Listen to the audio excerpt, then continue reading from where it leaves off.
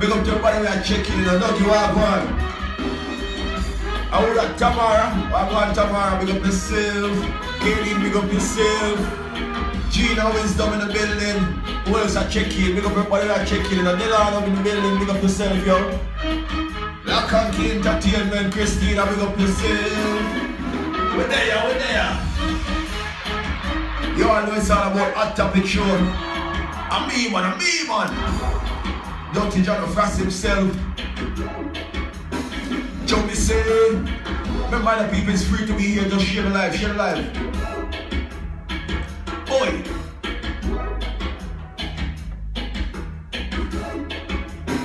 Our God. Sunday evening and we're alive and well. Walk on this up. Jungle Quick give thanks. Oh, no ready? Jacqueline Stewart in the building, pick up yourself. Just go and share the live, man.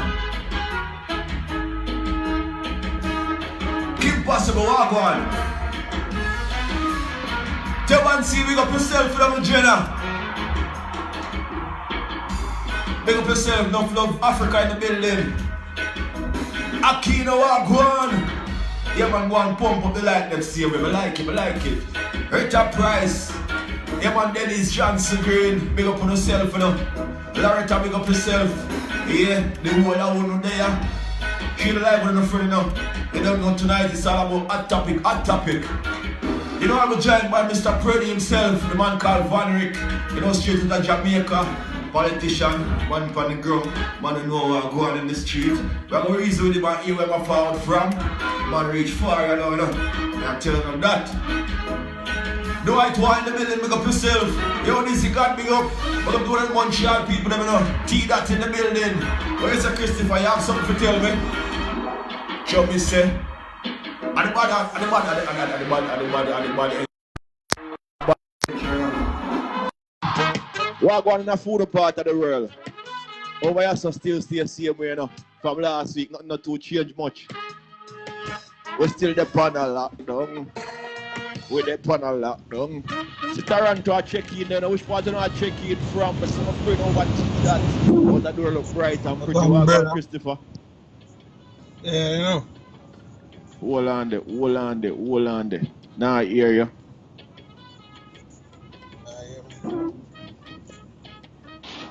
Come now. Yeah. I hear me loud and clear. Loud and proud I know. Can't hear you. What you did, brother? I'm there up on the work. You know. Work. Yeah, no chicken me a jerk. Just see what you mean. What the way that's still about tea that day? I'm say junk on a work on Sunday, but junk off for work, you know, kind of I come back the junker, you know. You're no junker, man. You're not a good junker. You shouldn't dare. I don't know why the lockdown approach is so, you know. Some more people have to roll into their cars, you know.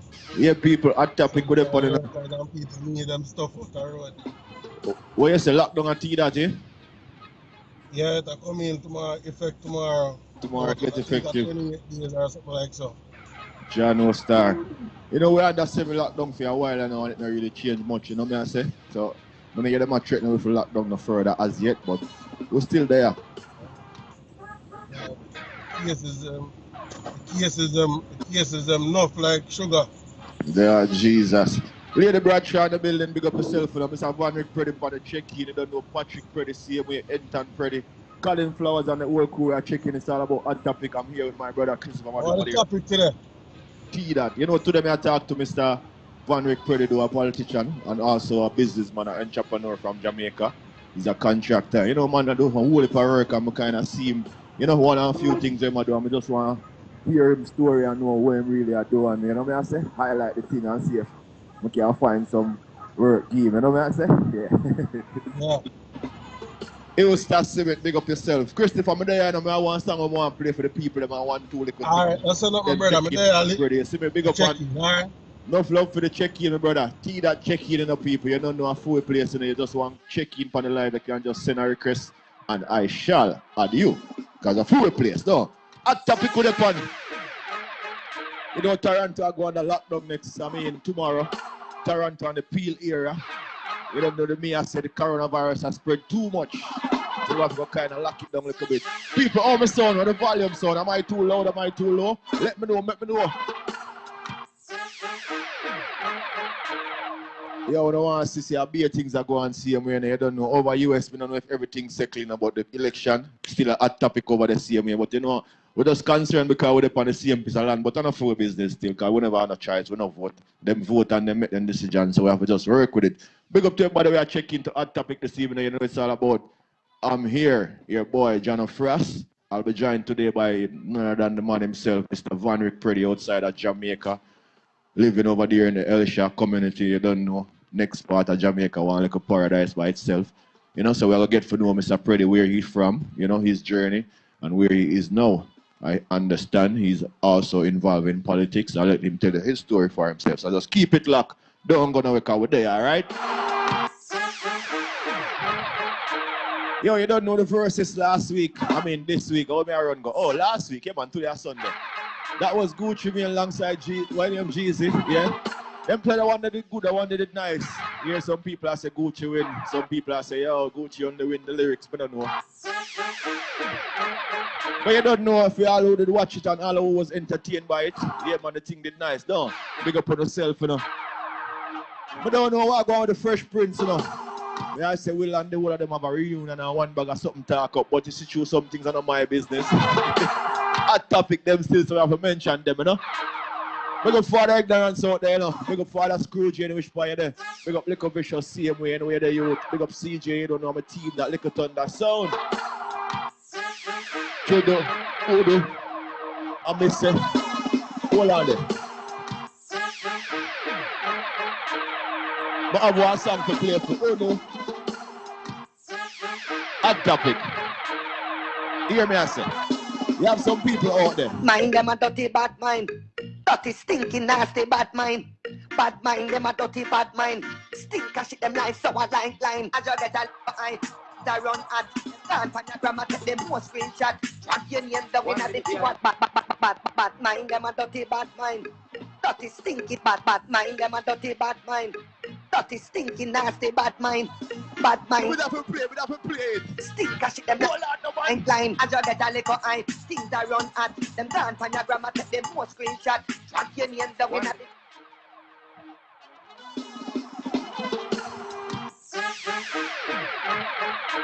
mind them a dirty bad mind. Dirty, stinky, nasty bad mind. Bad mind them a dirty bad mind. Stink a shit them like sour like lime. As you get a little eye, things are run at. Them dance on your grandma, take them more screenshot. Drag your name down in a the sour like rat. And I tell people say you a big idiot. Fight your pan road and a talk about black. What want me to sit over my power to that? Tell them move out of the face and give him one piece of slap. Bad mind them a dirty bad mind. Dirty, stinky, nasty bad mind. Good evening, people. I tell you, I like that little song there, because I tell you from what the things are going, you know. I don't know what I do to some people, you know. I don't know what I do to some people, but I love the whole of them same way, you understand? And I don't want to style nobody has bad mind. Elmo, behave yourself. Want to say play it again? No, I'm not play it again. I'm not too rude, because I'm swearing I and them something there. And today is Sunday, and my mother not grow me like that. I'm not going to say I'm a good somebody. I'm a good somebody, Pitney. Big up Caroline, you know, on the check-in. Big up one of the people in the United States of America. Mr. Preddy there. All right, let me just jump on and reason with Mr. Preddy for a bit and then we. Anything else may have to go on and telling them after, all right? I want to say good evening and welcome to everybody. We are checking on the live right now. You know, tonight, as promised. As promised, today we'll be discussing the life story, the journey of Mr. Van Rick Preddy. He is from South Manchester, you know, outside of Jamaica. Residing now in Portmore, Jamaica, same way, serving his community. You know, I say serving the parish of St. Catherine and also serving Jamaica at large because he's sitting in the seat of a, you know, member of parliament for his area. So Preddy just, yeah, you want to come on, but I send you the, I accept, but I don't know what I'm going. So today, he'll be right here with us. You understand? To share his journey, to inspire some other youths. You know, I said to encourage some people who have a dream that no matter where you're coming from, Sky's the limit. All right, there we go. I think I got it. Oh, watch the man bedded, man. You know you can't fall out on a live like mine with them bedded. I'm gonna talk about it in Mr. Pretty. What up, man? Go on, man. Good evening. Welcome, Mr. Van Rick Pretty himself, right here on Hot Topics. You don't know it's all about Hot Topics on every Sunday. I'm here, your host, your boy, John Frost. This is where we have reasoning. We call it, interview, but we're more reason with the people and find out their journey, where they're coming from, what they've been through. And you know me, I say some of the keys and the pointers that they will have for the youths towards success, which they have achieved so far. Mr. Pretty, I want to say welcome, sir, to Hot Topic. What's up, John? What go on? There, I know, cause everything good. I wouldn't say everything, you know. Most things minus COVID. Most thing good, but COVID out of the picture of good, right? Now the good book now have no COVID. Yeah. I want to say, before I start or say anything else, I want to thank you for, accepting and, taking the time out to spend with us this evening on the live Hot Topics. We really appreciate it because I can't do this by myself. I need to have a guest and I need to have different guests all the time so that we can have different people getting inspired, you understand? And hear different journeys. So I want to thank you for accepting our invite, sir, and for taking the time out to be here with me. I really appreciate your time and your effort. Pleasure is mine, cuz. Pleasure is mine. Thank you. So, Pretty, what go on? Everything no good. Corona no good, but most other things good because you make sure it's life good, right? Indeed. You know, you have to just rise up every morning and give thanks for the other day above ground. And And from the moment your foot touch the ground, say, yeah, you have to give thanks to the Most High. you have to give thanks, man. And I want to tell you, say enough people out there appreciate when somebody like you rise another day, because I hope that people you help, and I hope that people know out there depend on you each day for your bread, It's actually an inbound concept, as you know, my mother already, she will have the last and give it. And when she gone, she said, I have no more left, And I think I take that from her, because, she will have the last and she nah say no. And I don't know. That's the thing I take from my mother. And I feel that if I should stop what I'm doing, the Lord will take the blessing. So for the last cake, brother, for the last slice, Yes. wherever that slice pick up from crumbs must leave me, we accept that. Yes. So, we don't want to jump the gun and you start mention mommy. You don't know. R.I.P., But anyway, let's start from the beginning. So tell the people a little bit about Van Rick Pretty. Where you from? Where were you born? Your originality. Where you originate from, where you grew up, your schoolings, give you a basic rundown of the early life of Van Rick Pretty before you venture out into the work world. Well, as you know, I was born in South Manchester, of course. Well, in Hargreave Hospital in Mandeville, of course. Yes. And I'm the 7th of 8th of 8th child. Yes, and second to last. And I recall going to New Broughton Basic, and then New Broughton Primary, then Woodlands Primary. That's all in South Manchester. Right, and then Crosskeys Secondary, now high school. Yeah. Caledonia Educational College in Mandeville. Okay. And of which just recently, my sister found a recommendation from the school that I graduated from in Crosskeys High School. Yes. And it was so impressive. I don't know where she get that from. It brings tears to my eye. And about 7 of my staff was there. And they all say, oh, that's why he's like that. Because the principal then, in that recommendation, right, that I always try to get things done. I always find things to do. I always try to help others. And whatever it is, they can always rely on me to get things going. And it was, I don't remember it word by word, but it was so impressive. Sure. Even my accountant was saying, what? So that means to say we must not beat him then and say he's too kind-hearted because he's from birth. It's from birth. It's not new. Yeah, it's an inborn concept, brother. I mean, I don't know where I get this from, but I just can't help it. But And that's then great. after moving from Caledon Educational College, I was supposed to do another semester, but it's my auntie that was actually financing my school, and I heard certain utterance, she could not afford it anymore. She did not say it to me to face, but I hear her talking to somebody about it. So I said, okay, time to pack and go. And that's when my sister Rose called on me and said, come, I have a job for you. And Yes. that was at tender age of 18, Jano.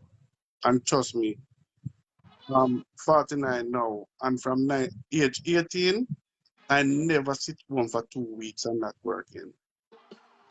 Wow. It's my first job was at Okay. Patty King. Patty King. Okay, stick up in before we move to Patty King. Some people might just be joining and we're just starting. So let me give them a little synopsis of what we talk about so far. So we're on the live now on a hot topic with Mr. Van Rick Preddy, son of Manchester. Was born and grown in Manchester, went to New Broughton Basic School, then to Woodlands Primary School for who's familiar with Manchester. That's all in the surrounding of the Cross Keys area. Which afterward he went to Cross Keys, which was secondary school at the time, which is now Cross Keys High School. Then transitioned to Caledonia College, right? Caledonia Educational College. Caledonia Educational College. So that was a synopsis of the basic of the early stage of Mr. Van Rick Preddy. So after whilst going to Caledonia College, you were being financed by your aunt. Yeah, man.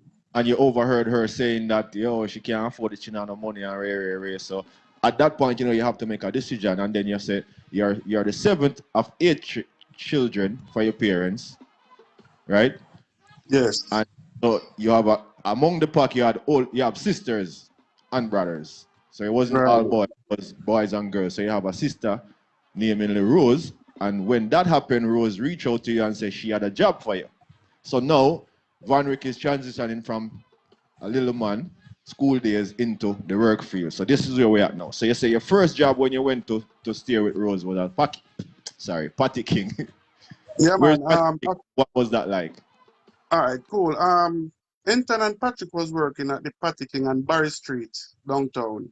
Hold on there. Because, behind your reason we know where we're going. So you have 2 brothers also that was in Kingston at the time, which is Anton Preddy and Patrick Preddy. Yes. Okay, so now you're talking about Patty King, and you said that Anton and Patrick was there. Yeah, but actually they was at the Barry Street branch. Okay. And they spoke to their boss and them sent me to the Kings Plaza branch uptown. Okay. But guess what? Enough time I tell people my story, they would not know. That is not where you're coming from. Is where you're going. That is why we have a show like this, brother. To encourage and inspire some other people, Perfect. So actually, after I leave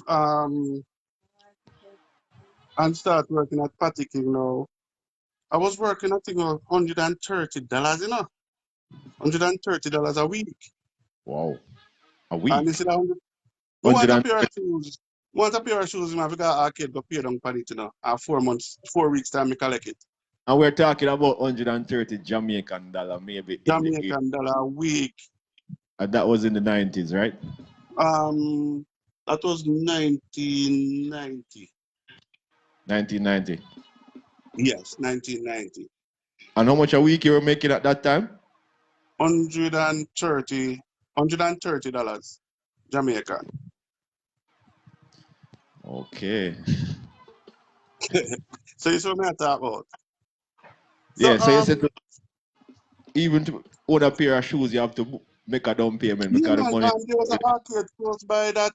There was an arcade close by that Anton and Patrick have links to, and a friend named Bonnie. And actually, Patrick first baby mother was working in that arcade as well.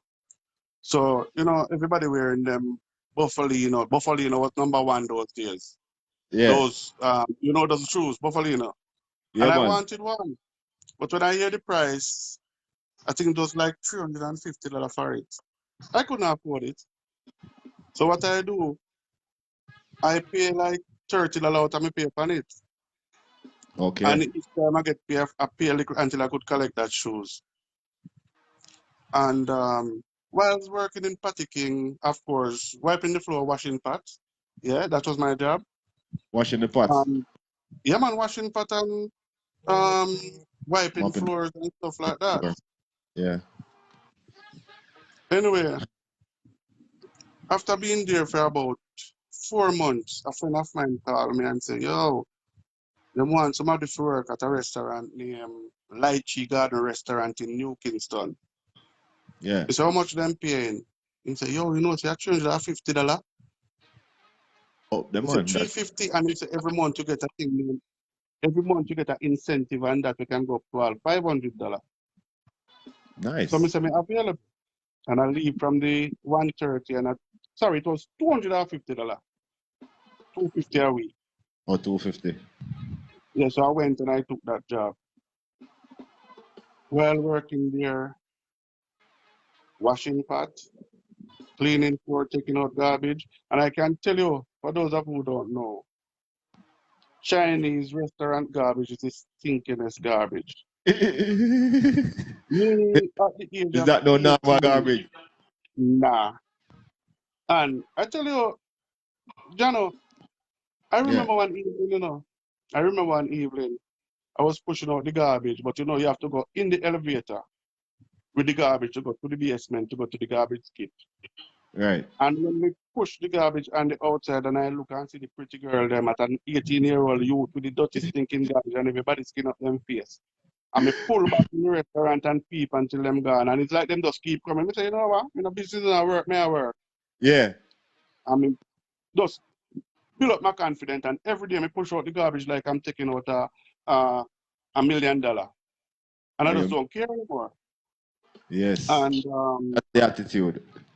yes, you just tell myself, say, you hear me?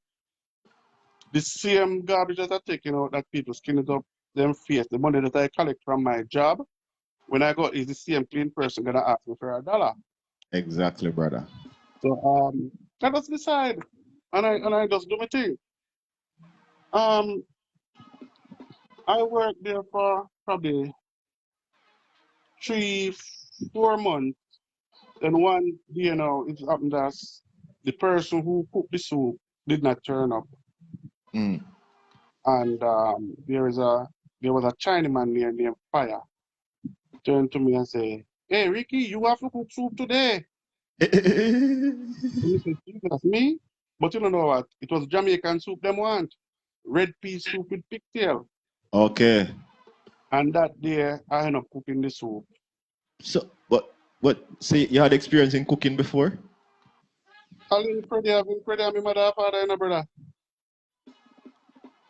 Okay. And while I was growing up, I have to cook Sunday dinner every day at my house when I was with my auntie.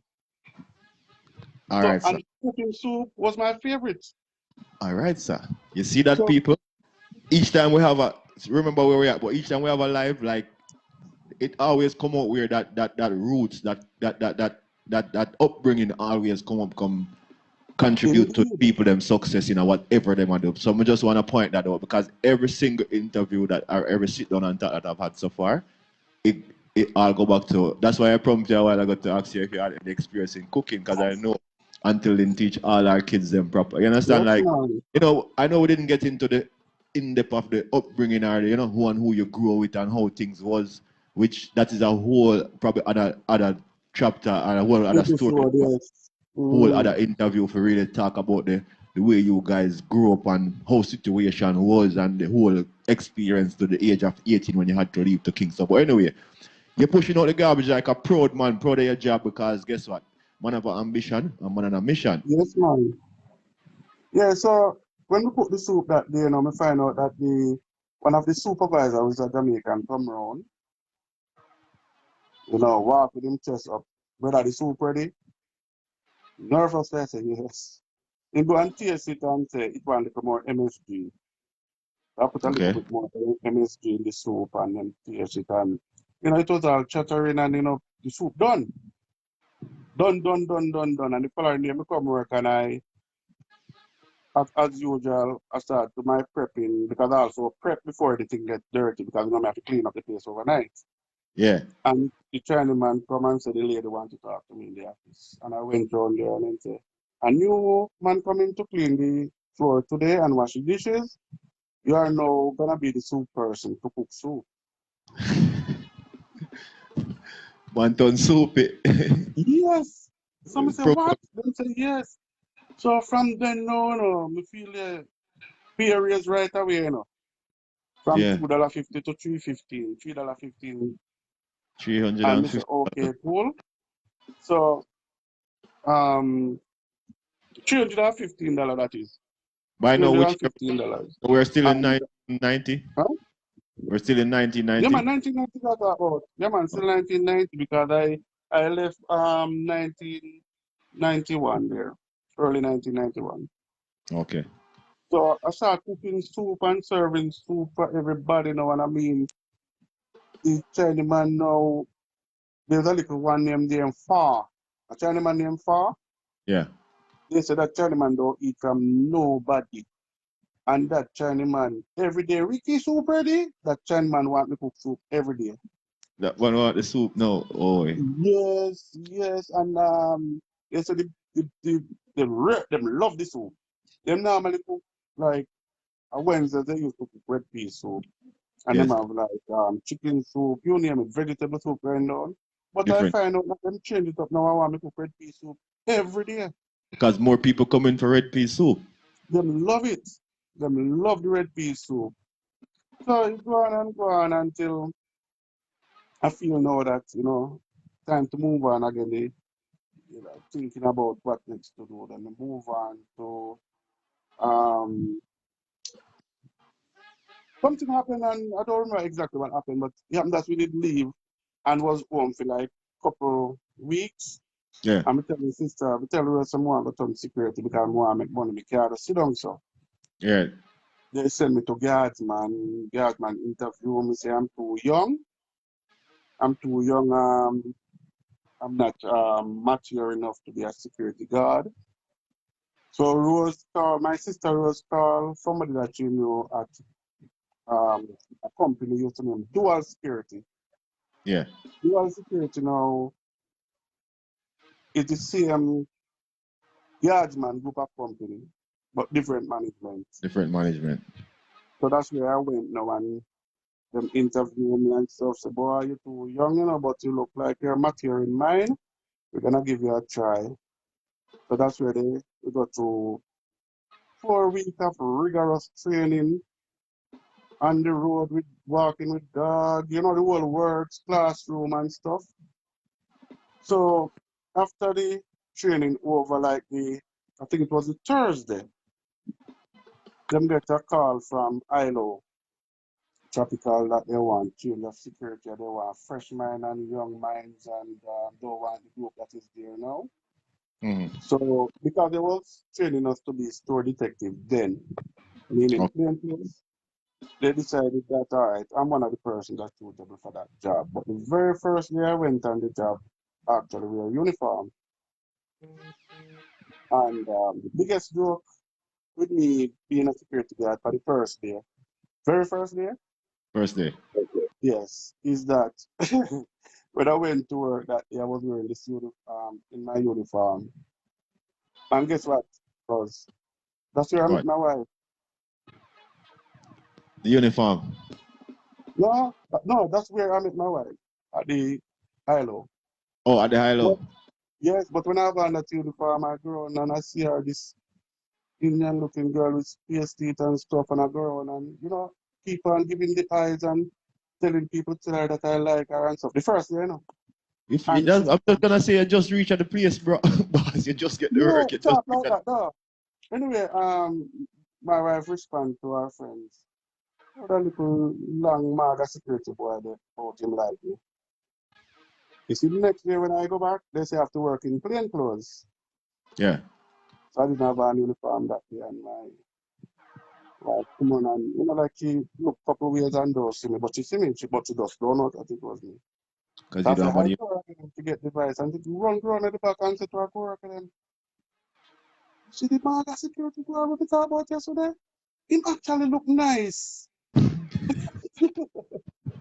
So the uniform did mess me up on the first day, brother. First day, yeah. Uniform And the never rest is do. history. And the rest is history. I know most So time girls always like man in a uniform. I don't know what did happen to the what name dual security? dual Uniform. security, it is too baggy for me, man. It's too big. Uniform will never shut at all. Yeah. Anyway, cause after I leave dual security after a while, you know, I just decide I keep moving. Up to now, I tell people that I was born by the river, you know, so I have to keep running. I have to keep running, right? So after I leave I spent exactly 1 year at dual security. Okay. Exactly 1 year. And after I leave dual security, rose again. Take me to a gentleman named Clarence Carr, an inspector of police, Yeah. who took me and Patrick to Port Royal to introduce to Cabin Seafood Restaurants. And we took up the offer and started working there. And I worked there for a while, me and Patrick, until Patrick fall out with them and move on to a restaurant named Gloria's Restaurant, same place in Port Royal. Patrick said to me, these people are too disrespectful, and I'm moving on. And I left the work. He said, Patrick, we cannot just leave the work like that, you know. For us to reach place, sometimes we have to kiss ass. Patrick told me, no, kiss it, man, kick it. You know, he didn't know it. He was very aggressive. Patrick said, Van me nah kiss no ass, man, kick it. Yeah. So I humble and stayed. And while I was there and getting frustrated with them now because the disrespect that Patrick was going through started hand down to me after a while. Yeah. So I get mad too and say, you know, okay, one day I reach at work, 2 o'clock. The boss is a white Scottish man. He was at work he was there from about 12. I reached work 2. He drank some soup, tomato soup, and the soup spill. I just walked in. Mm. And he was sitting with some of his Scottish friends and he wanted to show his power. Look at me. Hey, don't take my soup spill. Come and clean this. This is what you're talking. Come and clean this shit. Somebody just take the towel that was on, that the soup was on the table on a towel. And I hold the towel by the tail and I spill it over on him and say, here you go, it's clean. And I walk. I pack my things and leave. And I went to do it with a big heart because on my way home, I said, when am I going to know? You can't stay home, I have to work. Yeah. And that was after I leave there now, I get a call from Morgan's Harbour Hotel. Because then, I tell you, it's like it was a train reaction. Because Mm. my brother Everton now in Manchester want to work, call me saying want to work, me forget to work for him. There's a nearby hotel named Morgan's Harbour Hotel. So I went there and I talked to them for Everton and I get the work there for Everton. So when I walk off of that work now, I in return have to call Everton to look at work there for me. I tell you. Yes. So I got it. And believe me, I went to that hotel and it was so good working there that they look up to me like, where were I all this time? Mm-hmm. Because even, I tell you what, they have their own private security. I do security for them. Yeah. I do night audit where I work at the front desk. I do Okay. bartender and I do waitering. And I also do tours to carry around the tourists that come to the hotel. I got Wow. even a 2 week leave and 2 days into the leave, them called me to come back. Well-rounded person Yes, in the yes. place. So, But before you continue, I just want because I like to point out some small things before they pass over people's head, you know. I have a friend who always say, big up Ragashanti, who always say, mother teach him, say, whenever you're going anywhere good, you should bring at least one person with you. You see the kind deed that you do for Everton, always your brother. you could have not do it, you know. You could have said, "Show make him Exactly. turn up there." But you make the move and you go look a job for him. And before long, he was the one who in turn get you back a job.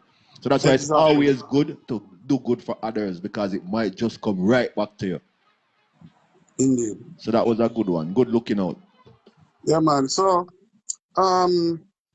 it happened that one time they have a Christmas party for the staff and Lime Key.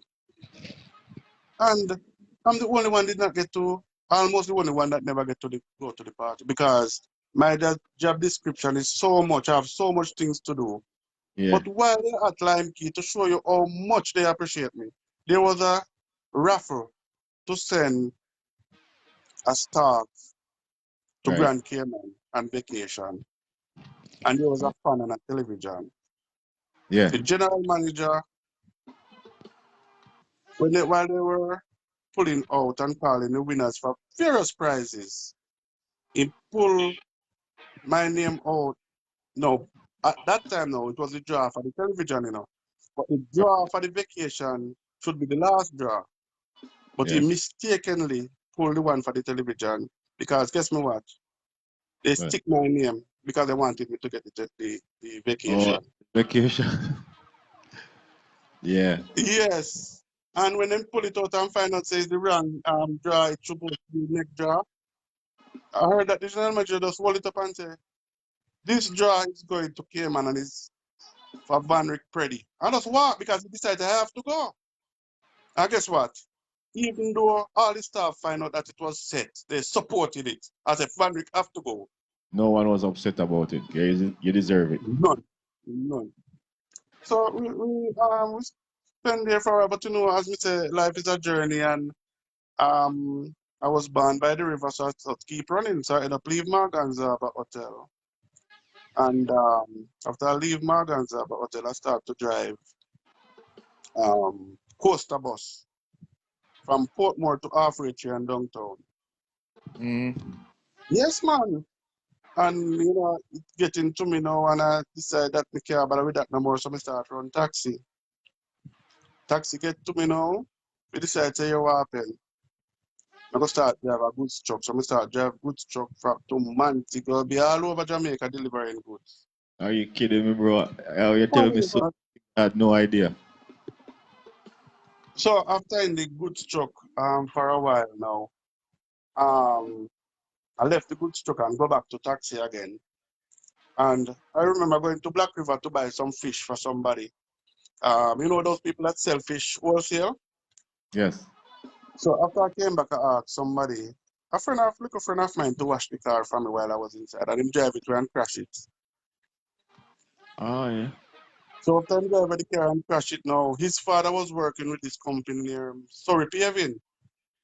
Yeah. And because Film's son stopped my food, him call me now and say, you what, me get a work for you at Surrey Paving, but a man to go here. You have to stay every 2 weeks and come back. Me say, may I go? And me go down there. Now a big truck them I give me for drive, brother. Me never drive big truck in my life. Yeah. They give me a big long truck with about 16 gear for drive. What? Why you? So me say, me have to take this. The first time they give me the truck for go drive a mechanic in it with me, and every time I drive gear, him look around for me. And him I go on and me drive a bad gear again, him look around at me. Then him find out now, say, me don't know the thing. Yeah. So him Peter say, here we go on, brother. Time that gear, they know, clutch, and you know, teach man. By the time we reach down already, we catch everything. And master the truck in less than 12 hours. Wow. So while I was there working on the road, you know where I build road now. Yeah. Well, you know, sorry, paving the road construction. It happened that was like in 2002, 2003, yeah, 2002, just after the general election in 2002. It happened that one of the supervisors took sick on the job and have to leave. Yeah. And in that about 6 weeks into the job, you know, brother. You're there Him 6 took weeks now. 6 weeks into the job. Right. Him took sick on the job and them said them have to lock down the site until him back. Robert Harris, his name, Robert, turned to the project manager and said, the new youth will just come. Try him out. I think him can manage to Yeah. supervise this project. And them asked me if I can oversee the project while they oversee me. And the work that I got done in the 7, 8 weeks, he was off for because like a blood vessel did burst and I made after a while. And the 8 weeks that he was off for, yes, I accomplished more than what he have done in the 6 month the project started. Wow. Because I just enjoying the work. And I push the work. And I want to And learn more about the work. We didn't have and anything to do. I'm supposed that the workers were comfortable with you, and you know me I say that Yes, I'll tell you why. I'll tell you why. They were so comfortable with me. I'm a young person. They were older than me by far. right. And I talk to them with respect. When I Yeah. tell them, oh, yeah, my boss, no, you come call me, sir. You know? I talk Yeah. to them. And I try to just make, everybody, we are one. And when Robert come back, actually what happened when him come back at work, them take me from where he was and put me somewhere else as I'm responsible for that area. Okay. See. Move on from there, from project to project. We go to St. Elizabeth and Bill Road, all over Billing Road. And well, after the road construction kind of boiled down now, and them send me back to Kingston now. And I was operating out of the plant in Ferry, out by Ferry and Mandela there. Yes. New Era Homes, that's how New Era Homes come in now. Okay. Because New Era Homes was putting in a new batching plant, concrete plant. So that is about why year we at now? All right. We reach at 2006 now. Okay, about 2006. Right. 2006 now, New Era. Before you They came, continue, so you were in Montego Bay working with the company. The company had an office in out there at Hydel area in Mandela, somewhere there, and you moved to that company. right, them People, transfer me there. I want to say welcome to everyone who is on our live today. You know, we're here with Mr. Van Rick Preddy, a son of the Sile of Manchester, who is now out there in the field doing great works. He's just giving us a rundown of his journey from whence he has come to where he is today. Now we're in the middle of his journey. We're about in the year 2006 when he finished up some project in Montego Bay while he's working on working with a construction company and some road projects, and the projects run out and he had to move back to Kingston, which, as we all who was here before know, he was in the Kingston area, working, living in Portmore, working in Hellshire, working in Kingston, working New Kingston, all over the place, trying to get ahead, trying to make ends meet. So I just want to thank everyone for joining us. Thanks for being here with us. People keep on sharing the live as I continue with the journey with Mr. Van Rick Preddy. Go ahead, Mr. Preddy. So now, New Era housing project come along. Yeah, and they bought a concrete plant from Italy, and brand new concrete plant. What is a So concrete? a concrete batching plant that produce premixed concrete, Okay. and a thing named Silo that store the cement. The Curb Cement Company have an extra and store over by Surrey Paving, and actually it was just lying there doing nothing. So they wanted to lease it to New Era Homes. So all the boys from New Era Homes come over to look at it. And them saw me there working. Actually, I was working there as a truck driver, to drive concrete truck then. The mixer truck. Yeah. And it's like we have a project on a Sunday. We had a project one Sunday and none of the batcher turn up.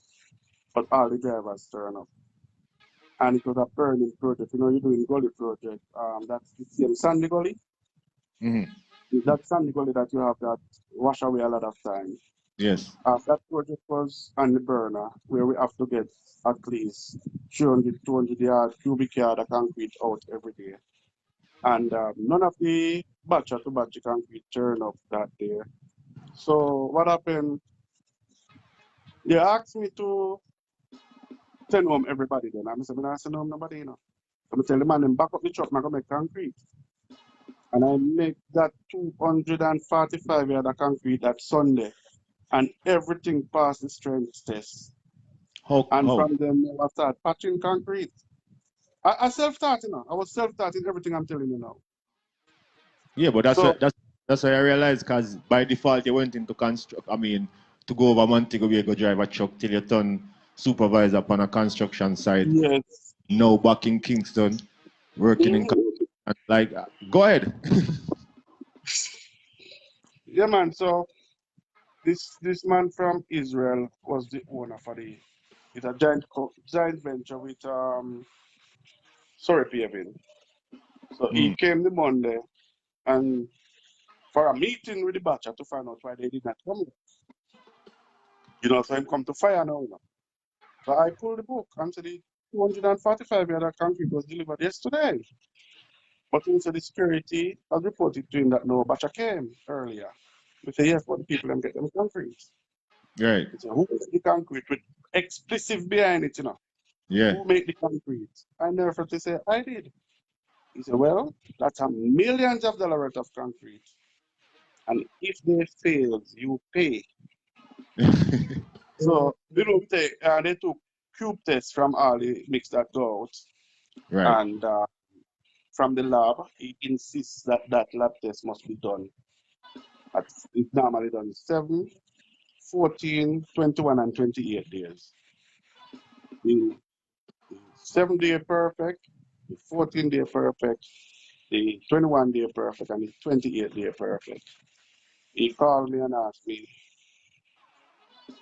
with an angry voice, how much do you get paid now? I tell him, you deserve more. I hung up the phone. That's it. And then from there now, these guys from New Era came and asked me if I want to come and work for them. I tell them no because I'm actually working.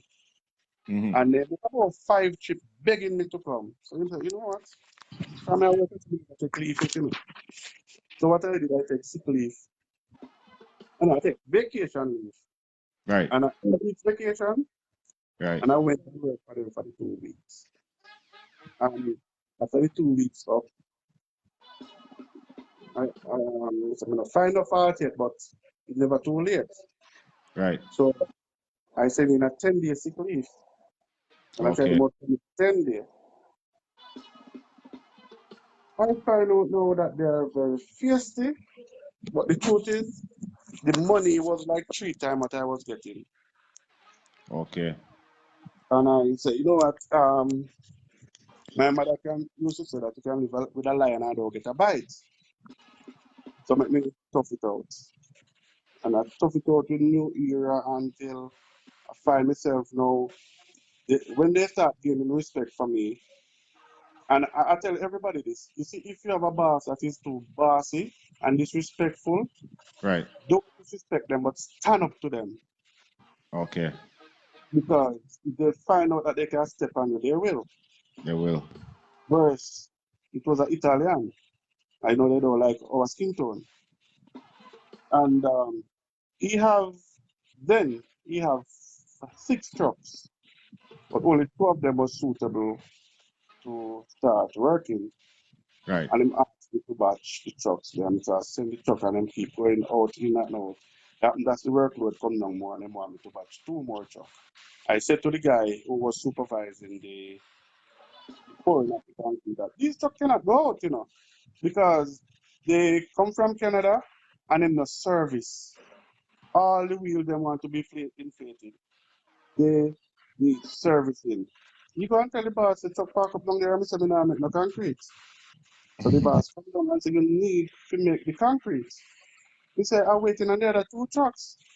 He said, those are my effing trucks, use them. He said, okay, I will. Because I know they tell them puncher. And the truck them want service.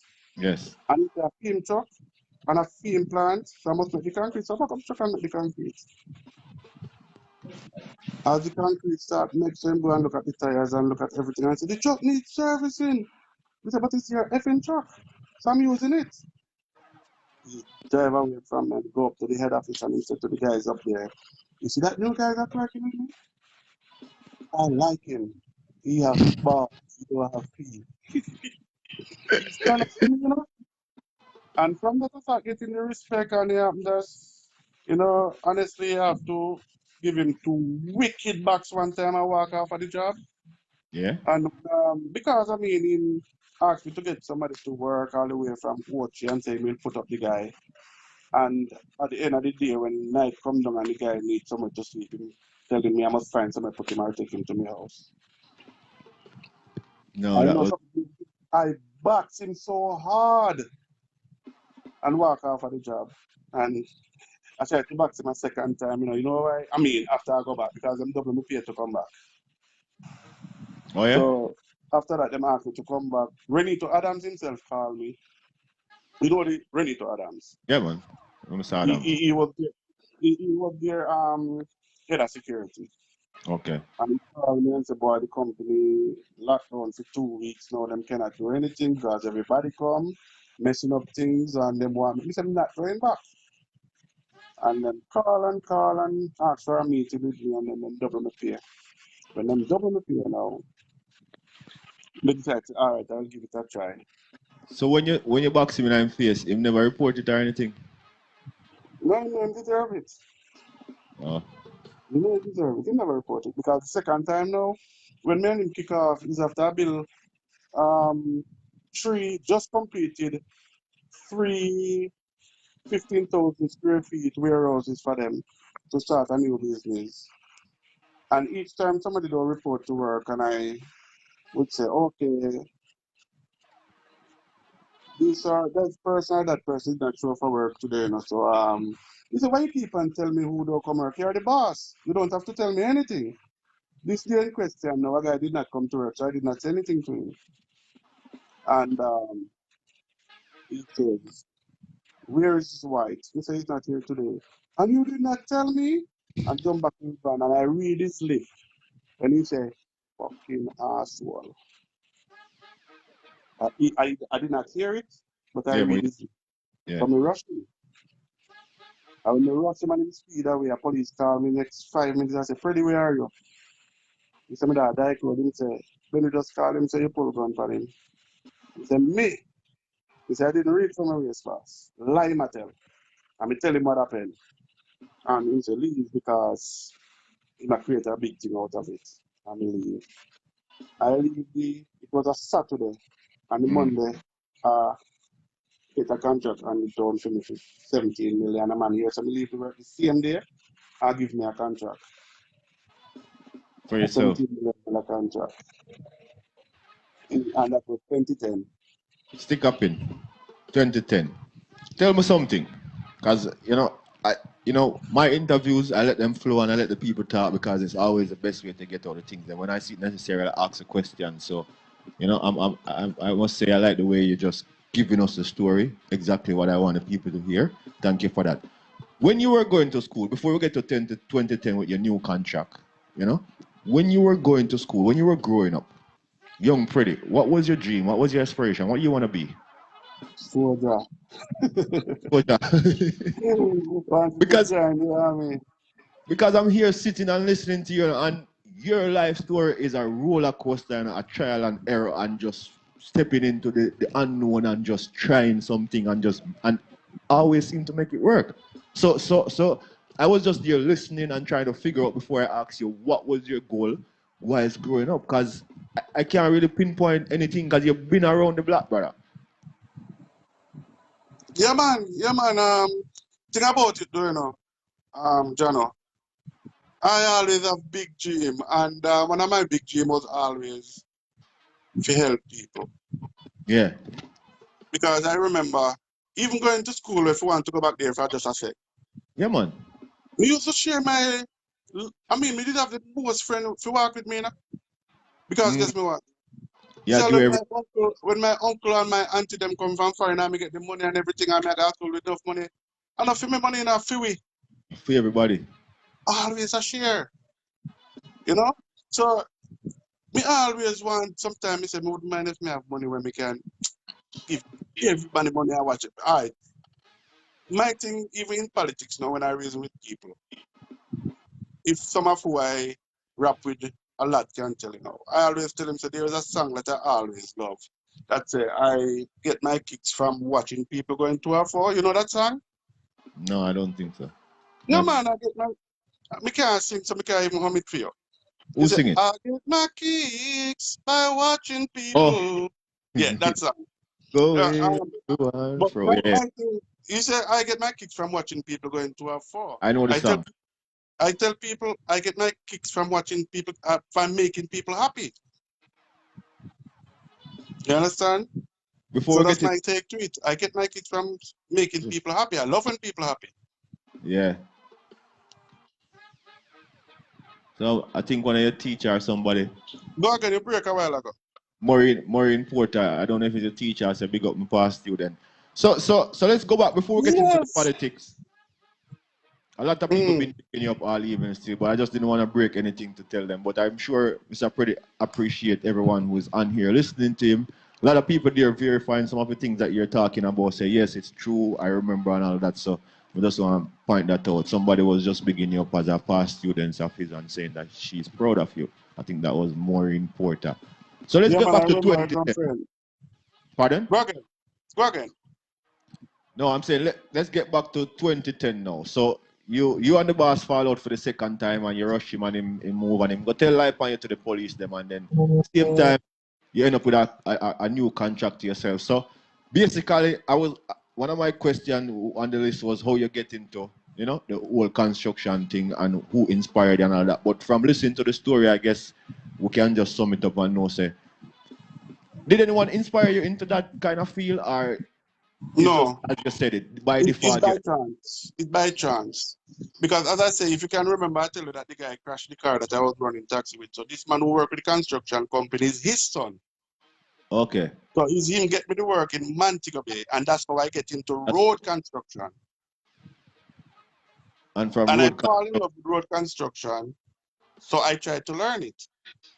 okay. After I leave now and start work with New Era, Right. I learn about house construction. One. So when you went with from the road construction and you went back into Kingston, 1 minute, I think we're breaking up, so I think the people are lost and are not getting what you're saying right there. Hold on. Let's try again. People, you're locked in to Hot Topic. You don't know each and every Sunday I'm here bringing to you live interviews. I sit down and chat with people so we can hear their story, hear their life journey, where they're coming from, and how they get to where they are now. You know, I say today joining and here with me is Van Rick Pretty, son of the Sile of Manchester, South Manchester to be specific, Cocoa Walk. You don't know my place, Mali, resource plowed environment. And he's here sharing with us his journey from growing up as a kid in the cool red dirt area of Cocoa, Manchester, and to move into Kingston and to move into Montego Bay into some road construction, from whence he went back to Kingston with the company, from where he moved on to New Era, had a great experience there, had ups and downs with the boss and had to leave, and now basically forced out of New Era because of disrespect and other stuff. He packed his bag and leave and was on his way home, get called from a police with the boss telling from a police saying that the person he had the altercation with say he pulled a firearm on them. But okay, I'm sure that was not true and that was cleared up. After that, as always, one more light come at the end of the tunnel for Mr. Preddy and he got a call. And what was that call about, Mr. Preddy? Yeah, man, a developer called me to say, why me have my ears on the ground, I'm here. So you finally left Benny. Me have a work for you. So I did give him a quote on that work already. And it was for 17 point something. I think 17.5 million. So he said, can you take it on? That was the same. Left this Saturday and he called me this Saturday evening. Right. I tell you guys, and we went on site the Monday. And we drove through and I look at it and we say, yeah, man, we can deal with this. So I start the contract the Tuesday. But it was short-lived because 13 days into the contract, extortion is come down Where was that? in Clarendon. So the extortion is them come now and early out. And I tell them no problem, them can get work. So I give them some work. I mean, them have, it's an extraction, isn't it? And them have front end loader, them have roller, them have truck. And I tell them Wow. say I can have all this equipment. Anyway, he tell me that he want $250,000. And the 250,000 for my brother, you don't know if every fortnight more 250,000 for me, 100,000 for my brother. It's a for security. Plus, they have to have people working on the contract also. Plus, they're exactly. Anyway, the first fortnight them work, their bill come to 850,000 with them equipment. And I just tell myself, say, you know what? I'm not going to continue with this, you know. Because if I go pay a man so much money and I have to pay so much for extraction, I pay it. So you know what we did? We decided I'm going to leave. I'm not bother with the work. So what I did, the 250,000 that the 250,000 that I gave him before, Right. I just subtracted from him legal bill, and I give him 600,000. When we carry the money, we give the man enough. The man called me in some creases or corner, Maple, reach at the gate about $1 million man there at the gate. I said inside the boss, and I have to go inside to him. Me and him alone inside. So I give him the 600,000. So he say, I know what this for. He say, now your bill? He said 850,000 bill come to. He said, yes, but remember that me give you 250 before. He said, no. But me well know me I do, you know. Yeah. He said, no, but that him said, no, but the 250,000 on the panda bill, that's a fee security fee. He said, not that if it explain to me, man. All right, here what? Office not open today, you know. So I go start it out and make you get it when we come down. That was the Friday.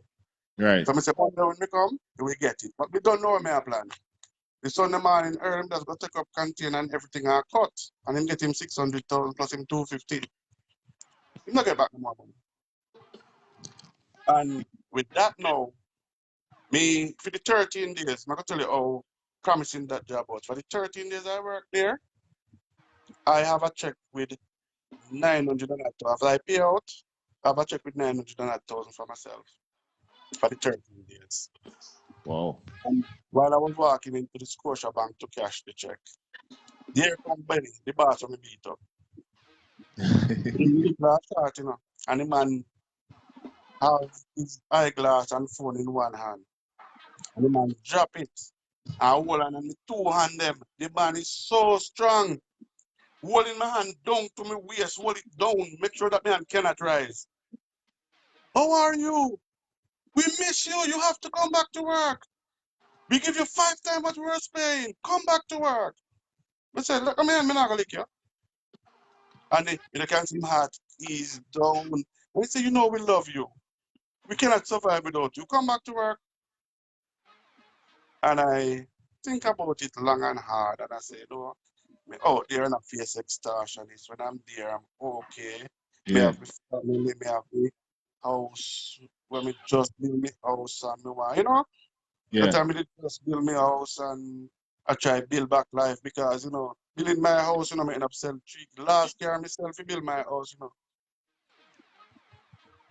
Me just tell my wife, like, say, I get trouble, I have to go get rid of it. And I get rid of it and get some money to finish up the house and go buy a little car. When I come home, them ask me how me fit in that little Suzuki Swift. Me say, I try it on before I buy it. So, me end up selling people and build it out and I think about it some more back a vehicle more do that. The job is steady, the money not bad, you know. Right. So I went back now, but when I go back now, you promise me that you don't know me, you don't see me. Do your work. I don't have nothing to do with you. You're the boss. I don't have to talk to you. That's what he says to me. I Okay. was working fine from 2010 to 2015. Him leave there about 2012 to do some work in Ochi. I didn't go with him. I stay and manage one of their branches. Now How I'm much? So with but New Era, because I see that you spend a lot of time with them. How much project do you guys do? And do you remember you have give us some idea where and where? yeah man, well, actually I was Caribbean Estate alone and Hold Cable on. Estate. Hold on, I can't hear you properly. Move the phone a little bit. Go ahead. Yeah, man. Caribbean Estate and Cayman Estate. Caribbean Estate of 1,003 hours. Still not hearing you properly. Shift the earphone. Oh, no, what's happening? You not hearing me now? Go again. You hearing me? Yeah, we can hear you, but it sounds a little bit distorted to me. I don't know what I'm doing because I should have from my end. All right, go on again. Better now? Yeah. Yeah, man. As I said, Caribbean Estate have 1,003 houses. That took about 5 years. But while building Caribbean Estate, branch off into the concrete products. Hold on. Let me ask the people that can hear you properly. People, can you hear Mr. Pretty properly? Give me some thumbs up on the screen or tell me it's okay, or because I think you get a little bit distorted. I don't know what's causing it, but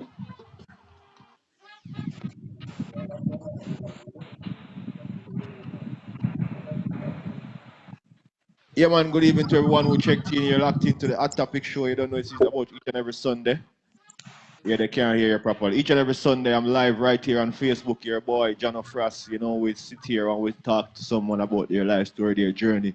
It's a good program where you can, you know, sometimes we're adults, so you might hear 1, 2 swear word, but it's a good program where you can have your kids sit and listen to see that, you know, doesn't matter how successful you see one is, there's always some rocky road to the journey of success, and it's always good to hear another person's story because no two persons have the same situation or the same story to tell. So each and every week we sit back, we listen, and we learn. Mr. Preddy, let's try once more to see if the people can hear what you're saying. Yeah, man, I'm here. Yeah, man, good. Better? Go on again. Let's try this now. Yeah. So Yeah, man. So we're talking about the projects that we're talking about the projects, how much projects and where you can remember you did with New Era. Well, as you know, New Era is developers of communities, houses. Yes. And I joined them at Caribbean Estates, where we did 1,003 houses.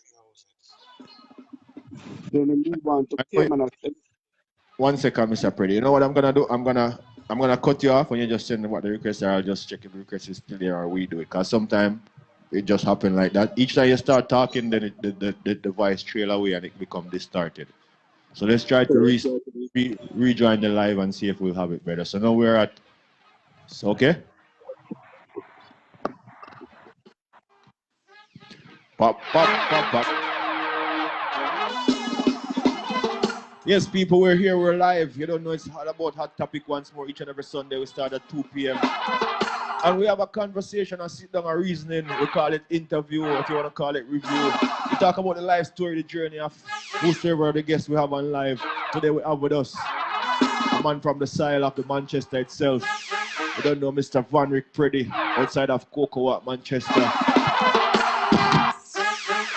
Now residing in Portmore, Jamaica. We don't know doing his thing.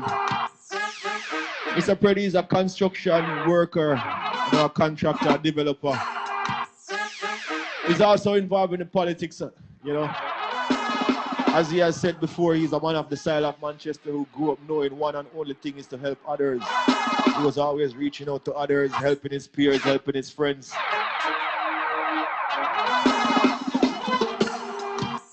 At a tender age, he went to the New Broughton. At a tender age, he went to the New Broughton. We don't know basic school, infant center. From where he moved on, yeah man, to Woodlands Primary School, right there in Manchester, and the Kraskis surrounding. Big up all my Kraskis people. Them.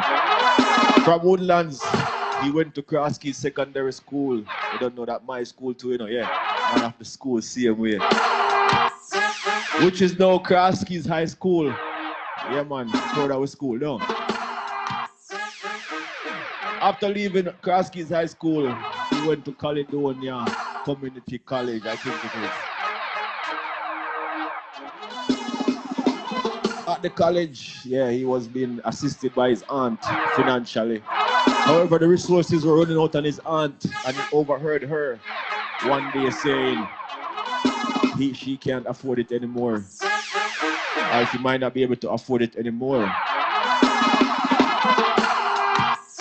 And hearing that from what we have heard from Mr. Pretty so far, he's a man who is never gonna sit back and let things slide. He's always going for it, trying to make a next move. So overhearing his aunt complaining on the phone or conversation with someone else saying she can't afford it anymore, he reached out to his sister Rose in Kingston and make sure know, Rose, me need a job, you know, nothing, you know, you come and have a left auntie. Got the burden upon auntie and she said she can't manage it no more. So he packed up his stuff. And like he said, a man born by the river, always running. He went to Kingston, started out in the restaurant business, move around in the restaurant business. Mr. Pretty is a man who's always doing a good job. So from his work ethics and from doing his work, he always get favors and promotions and, you know, more offers, raise a pay, etc. See that Mr. Pretty is always running. Sorry, he move around in different capacity. At one point, he was a bus driver, flying the route Portmore, halfway through downtown. You know, that's something there. One arm move, load up, one arm move. He did that for a while. He also was in the taxi field. He had a car once. A friend of his had an accident and he lost that car. So you know, Mr. Pretty, as he said, he all heard he's a man that was born by the river, always running.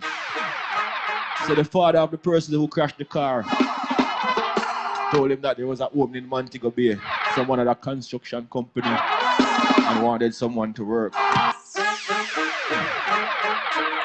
Knowing the person that Mr. Pretty is from listening to him now, he went all the way over there into Montego Bay, went into the field of construction like a blind man, not knowing anything much about construction.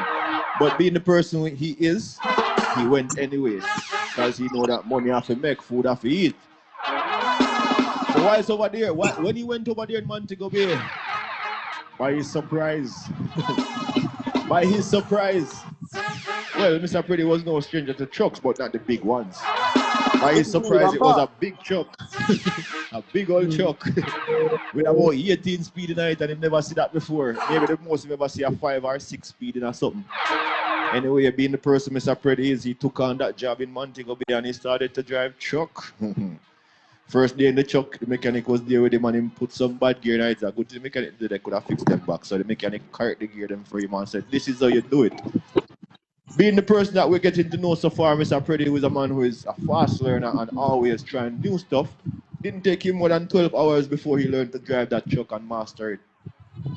Whilst on the driving, working in the construction field, one person at the work got sick, who was a supervisor, and he was asked to take up the task of supervising the job. Again, based on the person that we're getting to know so far, Mr. Pretty was not hesitant. He took that job on, being supervisor on that site. Remember, he had no knowledge of construction, but working around in the construction field. Quick learner, somebody who is ambitious and always want to do better. He learned, and he became the supervisor on that construction site, and he mastered that also, like everything else that he tried. Anyways, Mr. Pretty, as he said, born by the river, always running. So after construction experience in Montego Bay, he went back to Kingston with the company, after which he transitioned over to New Era, where he built several houses. So, Mr. Pretty, before we got disturbed, I was trying to find out from you, if you remember, how much projects you worked on with New Era. As we all know, so far, New Era is a housing development company. So, I wanted to tell us, if you can remember, how much projects you worked on and some of the areas the projects are. Yes, man. Thanks for having me back. It's actually two. You hear me clear now? Yeah, man. Perfect. Thanks for joining us back. Right. Actually, two major projects, Caribbean Estate and Cayman Estate and Country Club. Wow. Yeah. But Caribbean Estate have 1,003 houses. 1,003 units you guys made in Caribbean. And Cayman Estate and Country Club are approximately 650, near 700, somewhere around there. Whoa, way bigger. So after almost coming to the end of Caribbean Estate project, Right. they start a new company named BNL Properties. Same new era. Okay. So that's where they asked me now to be the manager there. Okay. So I was like multitasking. I have to batch the concrete for the projects, Right. and I also have to manage the entire compound, producing blocks, 600 inch blocks, architectural blocks, paving stones, curb, the whole works, and also doing sales. So what was that company, the smaller company, responsible for? So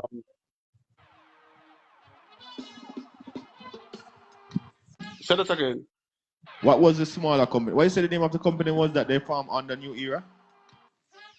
L. BNL Property. What was that company designed to do? Okay. Produce and produce concrete products. Okay. So like building blocks and Yeah. stuff. Black, paving stone. You know those architectural blocks, like what you would see Walmart build from. Right. Those type of products. Okay. Perfect. Yeah. So and also a crushing plant to produce the aggregate for those. Well, there was a crushing plant there then, not anymore. So I was Okay. actually in charge of the whole compound then as the manager for that property. Um, I often bashed by my boss then that because at lunchtime I would sit under the tree with my workers Right. and eat lunch. And he would pass and look down and cut and say, "You should be in the office. What are you doing with those guys?" I say, "My people, them." Right? Because I'm in management, I should not be sitting with them eating lunch or chatting. Right? Yes. You So don't like I that. like. So I sit there and I eat lunch with them every day and he don't like it, but I like it. And I'm pleasing me actually. So it go on until he left and gone to do another project in OT. So I left in Right. charge. I left in charge at BNL to oversee goods coming from China all over the world to Right. to houses. So I in charge of all of that and to make sure that the production, quality control for the production as well. Perfect. But as I tell one of the gentlemen that was working with them, if I don't stand up for my black people, Marcus Garvey gonna vex with me, and I want the best friend. I want Marcus Garvey to be my best friend. Right. So there was a manager that we have there. I won't call him name. Boss Right. is one of the boss. That I would watch him from day to day behind my black brothers, driving behind him in his car, tooting the horn, pointing fingers for them to move fast and stuff like that. And it used to annoy me. It used to annoy me. Where is he But from? Italy as well, part owner. Okay. So after in 2015, in 2013, after Bradley, the farmer mayor of Portmore died, Yes. then the then sitting councillor for the Elcha division, Leon Thomas, was the deputy mayor. Okay. So he then became the county mayor of Portmore, not by elected, but Because he was he deputy. was the deputy. Yes. So not until another election run, Before. then he will be elected. So he still stand as a councillor then. So Okay. just about 3 or 4 days after the death of Charles Lee, I got a call. They said that they want somebody to replace Leon Thomas as the councillor for the Elcha division, and I'm the most suitable person because I'm like one of the most household name then. I say I will think about it. Hold on. Stick up in. We're getting to the politics, which yes, I like it. But Remember, you mentioned that when you leave that new era at one point, someone, oh, yeah, so someone called you for a project, you went on the project, but then the extortion came about. And I'm asking, yeah, and I cut. And that's when you went It's not back, when you were about to too new deposit a era. check, you went back to New Era. And from there, New Era opened a second company, which now you're with L&C. That's it? BNL, BNL. B&L, sorry. So whilst working with B&L now, seeing that you've been out there on this in the street in all these projects, you know, around with all these men doing all this great work in the St. Catherine area, your name was well known in the streets in the area. So now the mayor of Portmore died and the councillor who was the deputy mayor had to fill the gap. So now they wanted someone to be a councillor. I think one of the main reasons why I was approached, before I become a counselor, I always do community projects. But were you into Always do politics before? community projects because no, but I always been around them. For Okay, instance, the community that I live now, right. the road once was in deplorable condition, and every day I hear that when the residents slow down in certain area, they would get robbed and stuff Okay, like that. And I could not stomach that. But that road is actually not a parish council road, it's not actually, it's a private road leading to the scheme. So we okay. could not force the government or the council to repair it. So I decided that I would not like to in my bed and hear that kill or rape any woman on that road On that while trying to street. get home in the night. So what I did, I came up with the idea that I'm gonna put on a fundraiser. And the fundraiser that I put on, I wanted to fix the road. I asked the residents, the leaders of the community then, to get some quotation on how much to repair that road. And then they went and get quotation from 3 companies for like 3.1 million, 3.5, 3.7. That was where it was. Right. And I said, okay, and then I want you to do that because I want to do the road, but I want to know the real cost Okay. for the road. Yes. So I went and I put on the fundraiser and I call it PREDS, P-R-E-D-S, sorry, P-R-E-D-Z, Yeah. PREDS Family Fund Day, and what it PREDS Jerkfest and Family Fund Day. Okay. And I seek sponsors and I get help and we put on the thing and it was very successful. At the end of it, we make over $1 million. Wow. Good. And I say, okay, I will put 550 of my own money to it. Okay. And I will lend the community an extra 50 to realize what we want. And then I asked the counselor, the then counselor, this is now that was his soul, Michael Edwards Fisher. Okay. I tell him of my plans and I asked him if he could donate some more, and he did. So when he come and see, you know what the road was like, and when he come and see the finished product, and that Right. I spent 2.1 million to do it. And it's the people like you we want in a politics, And then whenever they have any political event they have, I would actually voluntarily go to the events and we go into conference at the Right. um, at the National Stadium. If we go if the Right. National Party goes to conference, I would actually Right. drive my vehicle and pull it up with sometimes 150,000, 200,000 hours a liquor because I say the people them to feel good. So from then, the MP, secretary, the council, everybody has said, yo, man, like this one run with. So I kind of jumped a while ago to Yeah. reach into the politics, but I was not there yet. Okay. Because before all of this, I was working in the UK, as I said. But I didn't like how the boss give me to work for them. And it always advocate me hard. And I say I want something to leave I think because I can't bear to see. go Say that again, because I think we were going back to the place where we're not hearing properly. But say that again. So we're reverting from the politics a little bit. You're going back to new era. Right. You hear me better now? Yeah, I think it's better.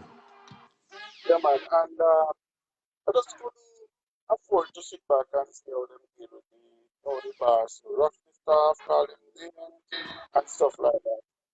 So after it asked me to run the consular, this time now I accept it.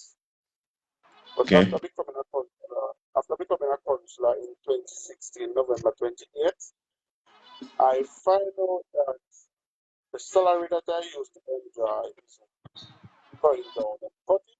And then cut it until I put it in half. I don't think we're hearing properly. I hear most of what you're saying, but try again. Oh, you getting me now? Perfect, yeah.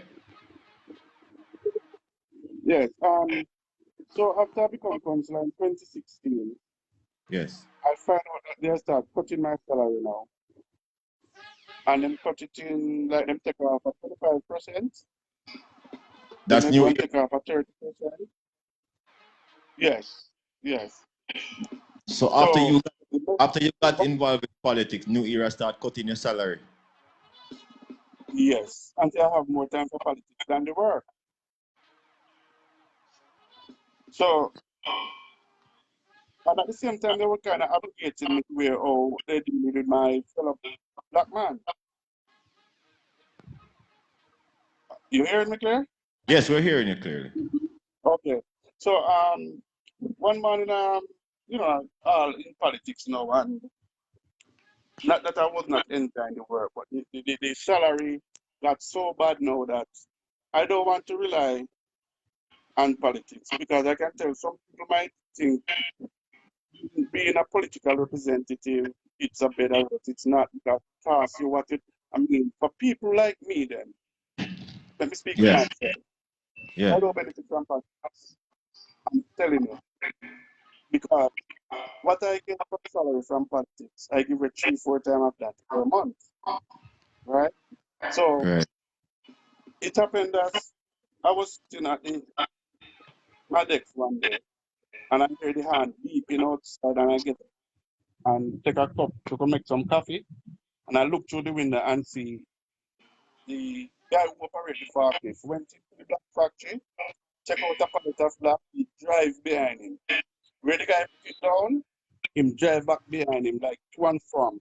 I said, that's slavery. That's a slave driver there.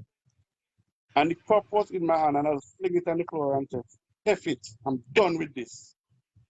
And I leave. Because I could not bear to see the slave driver type of thing and my own fellow black man. And I left, Yes. and when I left, I said, people have been telling me to go on my own. This is a chance to try it. Yes. And I immediately decide, say, listen, I'm gonna start my own business. Before then though, I used to do my work on the side. Like someone would call me to do some paving, because I do a couple Yes. schemes before. Because I do a couple asphaltic, I developed an entire scheme in 2013 before I become a politician.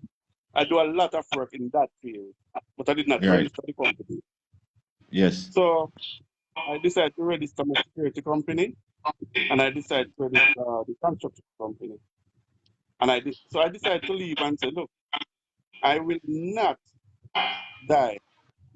My family will not hungry. I'm gonna live and start all over again. And to God be the glory. Right now, I can tell you, I pay out every 2 weeks. I pay out salary that is, make me feel proud. I might not enjoying it now, but at Right. least I send out a party happy family every 2 weeks.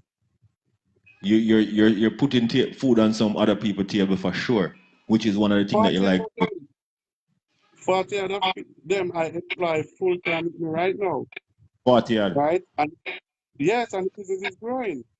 And I make sure that every fortnight, if I don't eat, if I have to park my car, I make sure that everybody get them pay, right? So I actually have a company now doing construction. We have a couple projects going now. The security company is slowly growing, just need some push. But the thing about it, I not getting the salary. Now I'm getting my income, and it is awesome, Great. right? Because Yes, sir. you know how good I feel every 2 weeks when I see the smiling face leaving my office. So I'm actually happy that I can feed people and stop asking people to feed me. Because I do it in Good. a good heart. Those people who work and they don't want to see you survive with what they pay you. But I bless every cent that go to my staff now. You know, I pray for them and I make it people working for me now that telling me that like one particular guy look at me and say for the past 17 years is the happiest he ever been because it's like Right. a family now. And it gives me more time now for my political work because being a political representative. I don't like to classify myself as a politician because of the stigma behind politician. I'm Right. a, I should say a political, or should I say, political practitioner, right? I enjoy that bit of it somewhat because I get to interface with people, and I can tell you, it's not everything I do I really put out there, Jano, Yes. because I Yes. can tell you this now. With this COVID-19 and the student, them most of them cannot afford the tablet because it's online. And I can tell you this is the first I ever go public with it. Hmm? I have distributed I have distributed tablets to over 53 students Wow. in and out of my journey. And it's just one project I got. And from that project, I said, you know what? This project was actually a cash project. Right. So when I collect and pay out and stuff, and I look at it and I think about three particular person who call me crying, and the school start over 4 weeks now, and then kids cannot get to do the online classes. So I said, look, it was an unexpected work. Like somebody just called and said, yo, I'm in a little trouble, come fix this for me. So it was an unexpected work. So I didn't budget. That money was not budgeted to do anything else. Yes. And I got 260,000 off the job for myself. And that 260,000 I use 245 of it and buy tablet and give away and keep 15,000 for myself. Wow. The third lady and a tablet too. I get scared after I give her because she starts speaking unknown tongues. And I said, what for now? So I was kind of nervous. I said, what me do? Then when she finished, she hugged me back, started crying. I said, while she was walking from the school, not the school, so she went to the park. She went to park, which is the agency in Jamaica who help people who cannot afford. Yes. And she went to them that morning to ask for a tablet for her son. And them tell her that she's not on part, so they cannot help her. And she was coming home in the bus and was praying and crying and said, what you gonna do? And I saw her walking and because I know her situation, I call her and I said, come here. Your son start back school and say, Mr. Freddy, can't start school because I don't have the tablet. And I reach over and give her the tablet and start speak unknown tongues. And say, that God answer prayer, but that was too quick, you know. Wow. So I'm doing most of what I do when I do project and I advertise it on Facebook. That is resources that I got through the government to do through whatever I do. I'm used to the projects and stuff. But when I do Right. my personal with the care packages to give people out there, and a Yeah. lot of people with those pictures and posts on Facebook with them giving the needy stuff, I do join that. What I do it from my heart, so I don't want the world to know. So I don't put those pictures out there. I love Exactly. beautification. I love beautification. When I see all those beautiful welcome sign and sidewalks and whatever I do, I'll put it out there. Because my dream is I want to work more Actually, Elsha Division, Portmore by extension. I want it Right. to look like when I travel overseas and I see these beautiful curves and those swales and those well kept verges. That's what I would love to see in Portmore. Great. I decided to go for one more term, which is On the local government election due any time now. And I decided to go one more time for the next 4 years. And if I succeed in that, I will be going all out in beautification to so I Portmore. can achieve that. So are you the sitting councillor now for your division? Yes, I am. Matter of fact, of 12 councillors in Portmore, as a first timer, I went up in 2016 November, and I came Right. out with the widest margin of victory in Portmore. Good, good, I good. get the biggest Because margin of victory in Portmore. you're a people person. You see, in politics, like it doesn't matter which party you favor. People always there are people who will always see and know the people who are people person, the people who are genuinely there to help, regardless of which party they represent. So I think you're kind of one of those people who have the interests of all your fellow people at heart, and it's always gonna show because you're always doing kind good deeds for the community. Think about it, when I was campaigning to be a councillor, I campaigned to represent the People's National Party. Yes, I proudly campaigned on the People's National Party banner. But once you've yes, been elected, you are the people's councillor. So I know no color then. exactly. If you're gonna choose color as a sitting councillor, you're going nowhere. I'm the people's councillor. And even quite recently, since we have all these every year, and a lady called me and our introduction to me was she's one of the biggest supporters of the PNP, our son, our daughters, our husband and stuff. And Mm-hmm. I see the path that she was going. So I say, and say, and me need help now. I say, yeah, okay, you identify your color, not gonna make me move any fast. If we can help, we will help. Next time you call me for help, ask me for help and don't show me no colors. Because I'm the people's councillor and not councillor. I represent the People's National Party politically, but I represent people locally. I'm not a councillor that gonna say, oh, you're PNP, so may I look out for you. You're a Jamaican. You live in my division, right? Yeah, You're my constituents. You're from the Elcha division. You have a problem. I'm not gonna step over it. And that's doesn't how matter. a lot of my support coming now. Because right now, I can tell you, a lot of my supporter now, a matter of fact, I can tell you also that there's this gentleman who other people trying to change. But gentleman tell me, MP tell me that at 25 years, I tried to get that man to come and walk with him and say PNP. Yeah. And I remember when just coming into politics, I was standing and talking to him one day, and a gentleman come and say, no, but I try with him. I live right that and him can't change. I say, me not try to change him. Just a reason with him.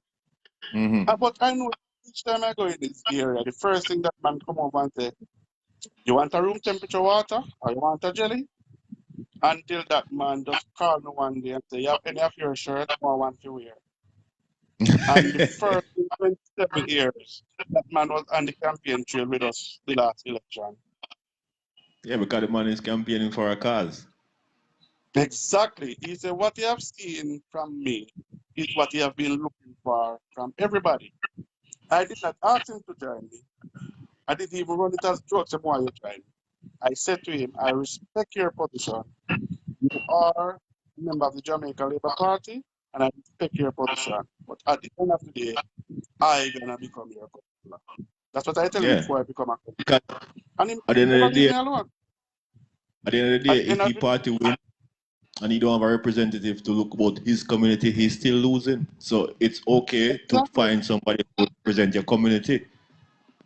Exactly. And And listening to someone like you sound like a well-rounded person where it doesn't matter which party you're in or which party you're represented for politically, you will always represent your people. So if it is that you have to go on the Jamaica Labour Party side to hold a seat so you can make your people life better, you will do it.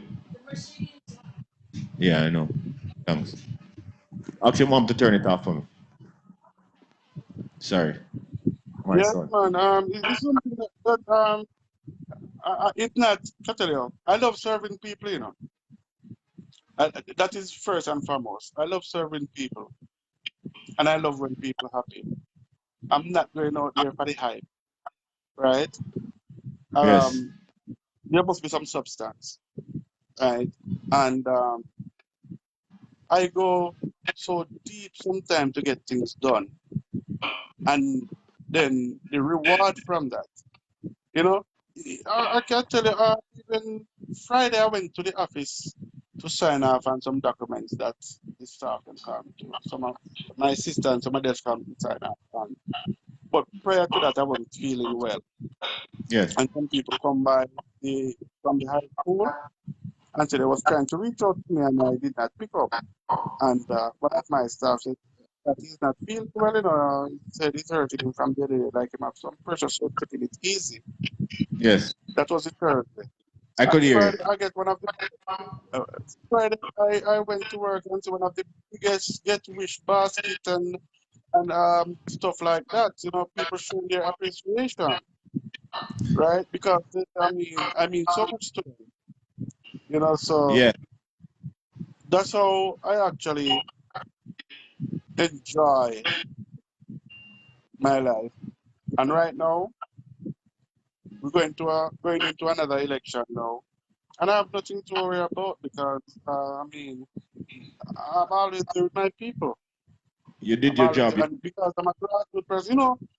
Funny, there's this lady who jerk chicken back and sell on the roadside, and sometimes you will see me sitting on the sidewalk and beating my chicken back, and me I'll get a phone call from an official. Brother, you know, look good, you know, if you don't get I chicken back. We say you send my people in the other. I'm there with the people, you know. Yeah. Um, People ask me why I stop and talk to everybody who want to talk to me, and I give them a scenario.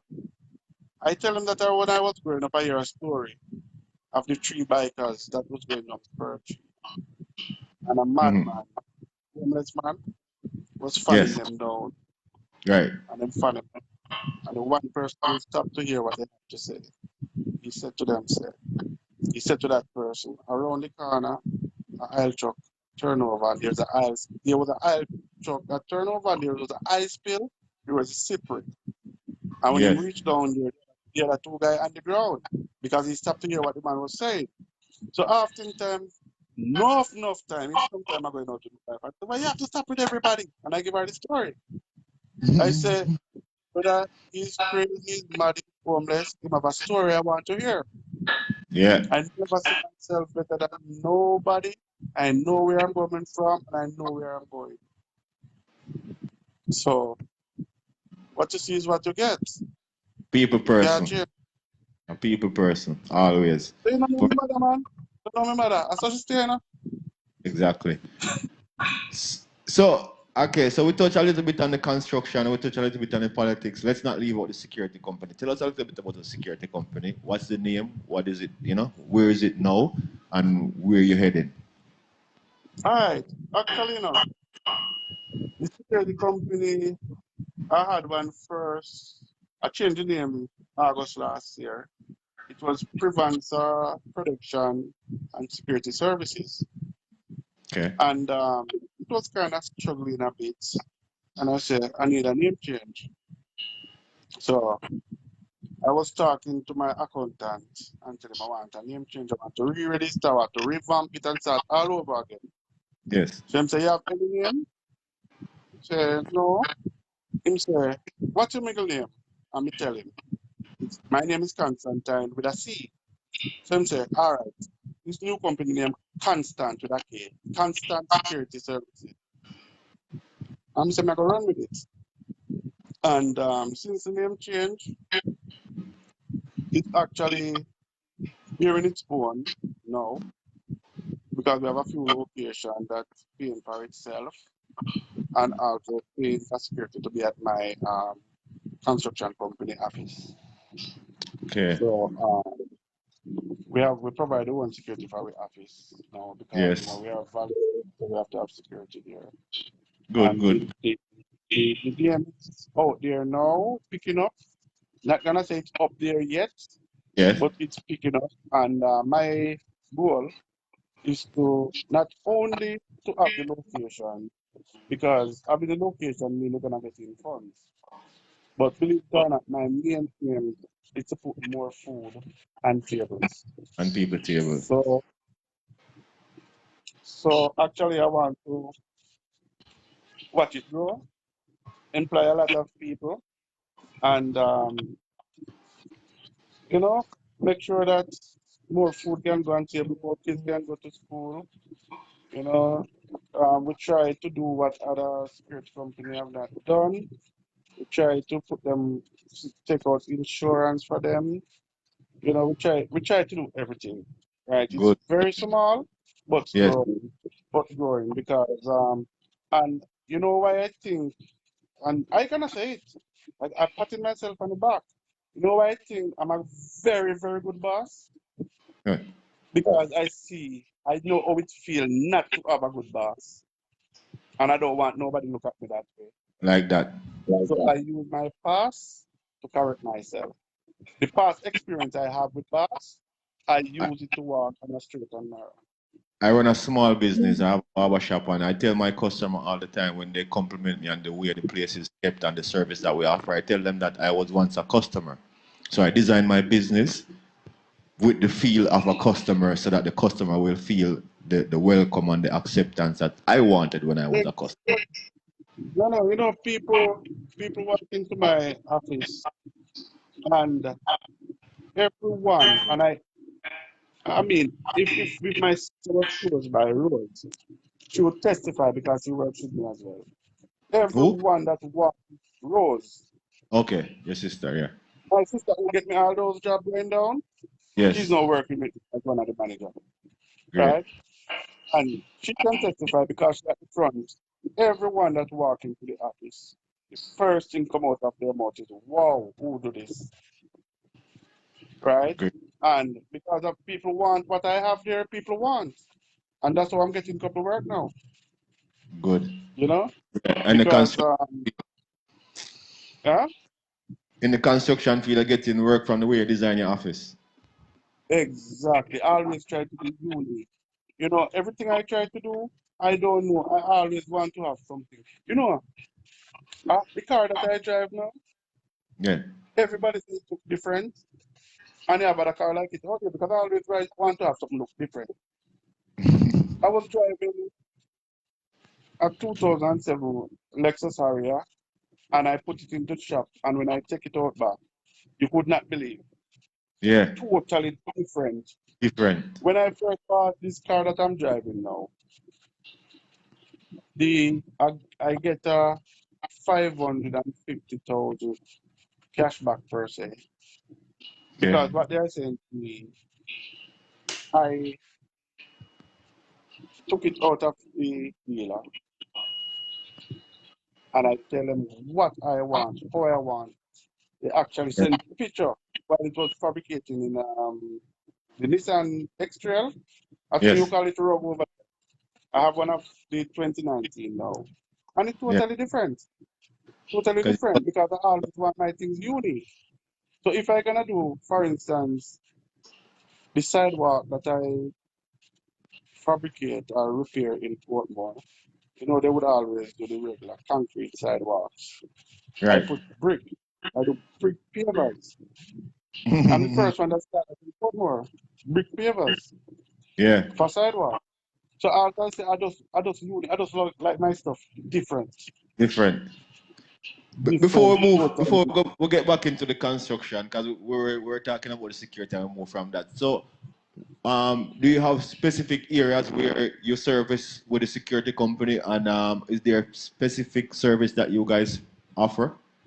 Or you're island wide and general service? No, we're actually based in Portmore.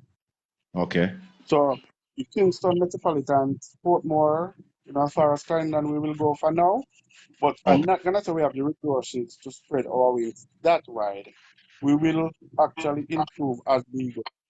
Just wanted to clarify that. Yeah, So because we will. right now you're servicing basically Kingston, St. Catherine, and Clarendon area. Right. Well, We have the capability of doing that now.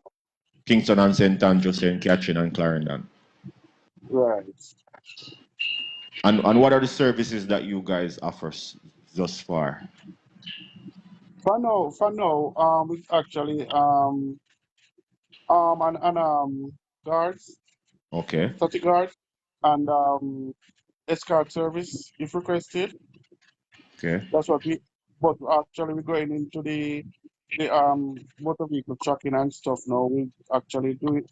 Gonna partner with a company now to go into that. We are negotiating now, so Good, we can good. expand beyond static. Great. Brother, I just want to wish you all the best with all of the endeavors that you're in now. Although we're not at the end of the interview, but so far you've been doing great, I should say, as much as you've been moving around. And I over listening to your conversation, I realized that all the moves that you make is what bring you to what you are today. Because with the restaurant, the construction company, the paving, the this and the that, today you have your own construction company representing your people as a politician, and all that you have done so far has come into play into what you're doing now. And I know you must have seen and appreciate that, and I just wanted to point it out that everything that you've been through, your life story on Hot Topics today is one of those stories that your journey was not planned or marked down, as we would say, but everything that you did, all the areas that you ventured into, is what bring you into what you are today. Remember that when you leave from Manchester to go to Kingston, you went into the food industry, you did whatever. You went into the security field. Now you're owning your own security company. Now you're running your own construction company, and that all comes from all the mishap. And sometimes probably if you should sit down and really tell us in depth your story, you would tell us that each time when you lost that job, each time when that point come when you had to give up on whatever you were doing, it was like the worst time in your life, which is most of us experience. But each time after that worst point in your life, it elevated to a next level, which you then appreciate more. Yes, indeed. I mean, it does make me stronger actually. It does make me stronger because I use all my life's mistakes and all what I've seen happen to me and other farmer co-workers. I use it as a building block to build myself and surround myself with the the right persons and the right type of material to make me stronger so I will not make the mistake that I've seen throughout the years. And Yeah. I'm telling you, I have no regrets right now where I am because it's full speed ahead.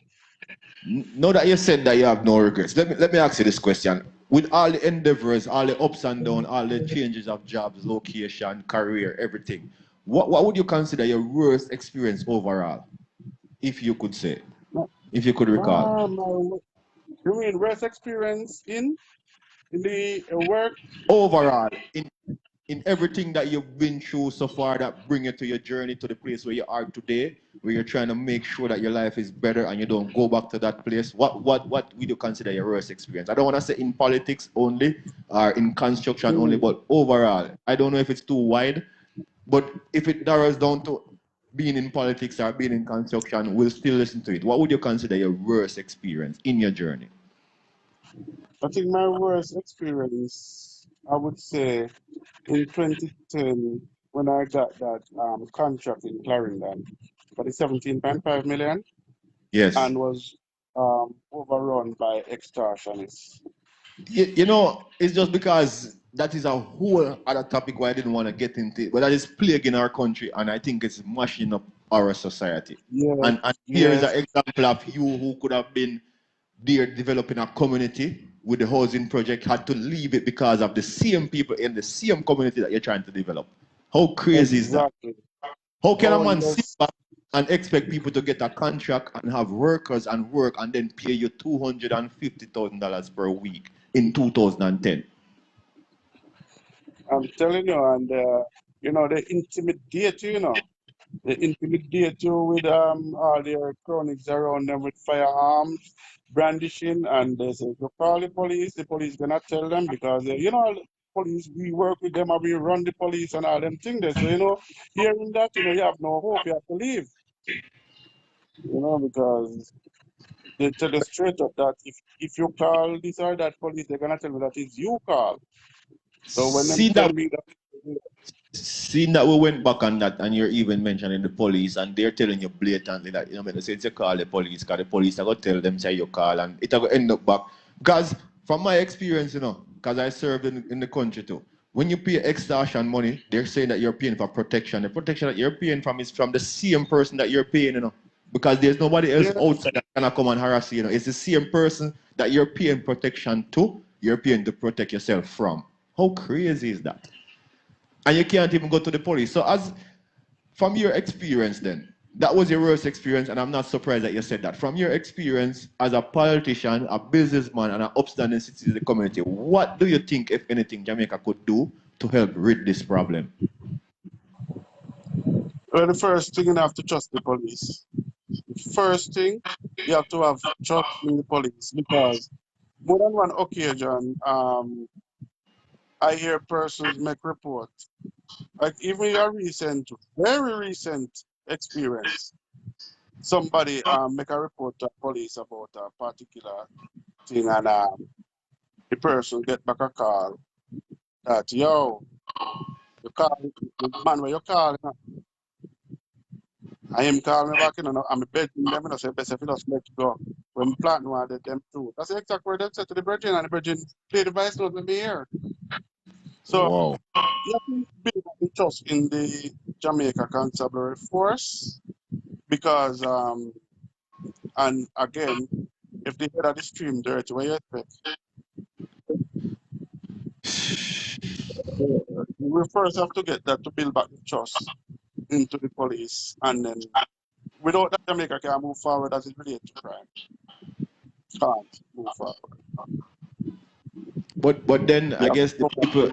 the people would, there are some people, because many times the trust in the police come up, and then the people will revert to the thing that the police are underpaid, so everybody have to make it.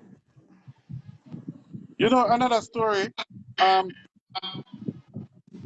I hate to say this, but some of the time, even our very own lawman that should be protecting us, you know, you check it out there. No, let's not say it. Let's move on. The next thing. Next thing. Anyway, so let's move on the bad experience, and then let's switch gear and talk about this might, I don't know if I can leave this one as open as that, but could you give us one of your great experience overall?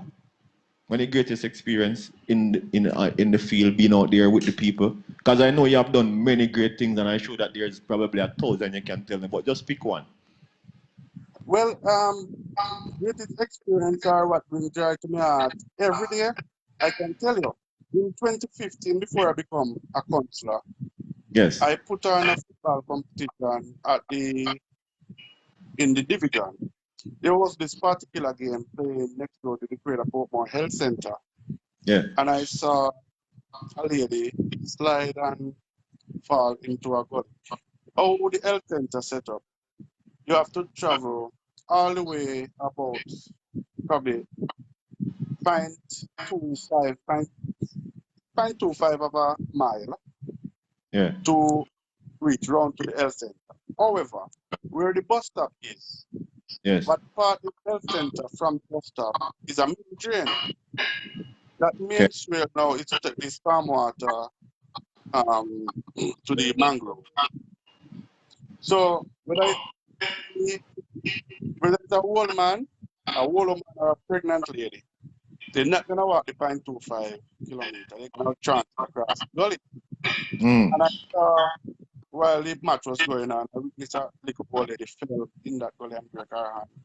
It hurt me for 4 or 5 months. See, I remember about it. These are tears because I don't remember my grandmother. You know, I love her dearly.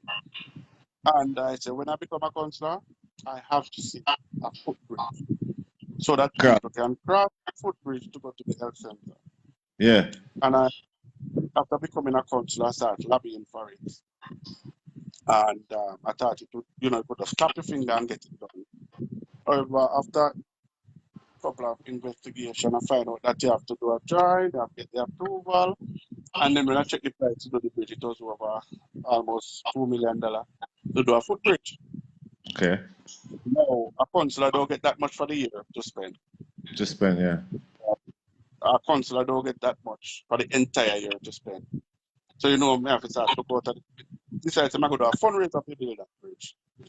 I speak to my MP about it. And I tell my MP about the experience of that. And I really would like to see a footbridge there. Right. He tell me that, okay, pretty, I will look into it for you. About 4 months later, the MP was at the health center delivering a black tank to the health center. Yes. And also witnessed an old man fell in the gully. So he called me and he said, Freddie, you spoke to me about a bridge for the health center. What you say you see happen? I'm telling him. He said, okay. I also see a old man drop it a while ago, let's jump on it. So I write a letter to NHF because the NHF is a government body that actually have a drug serve, which is a where you get the elder and so chronic disease people will get their drugs, Yes. their fill their prescription, and they also have a branch at that same health center. Okay. So I write to them by the advice of my MP. I wrote to them asking for assistance, and them asked me to get a quotation. Right. The engineer at council at the Portmore Municipal Corporation got the quotes. The highest quote was actually $3.1 million to build that bridge.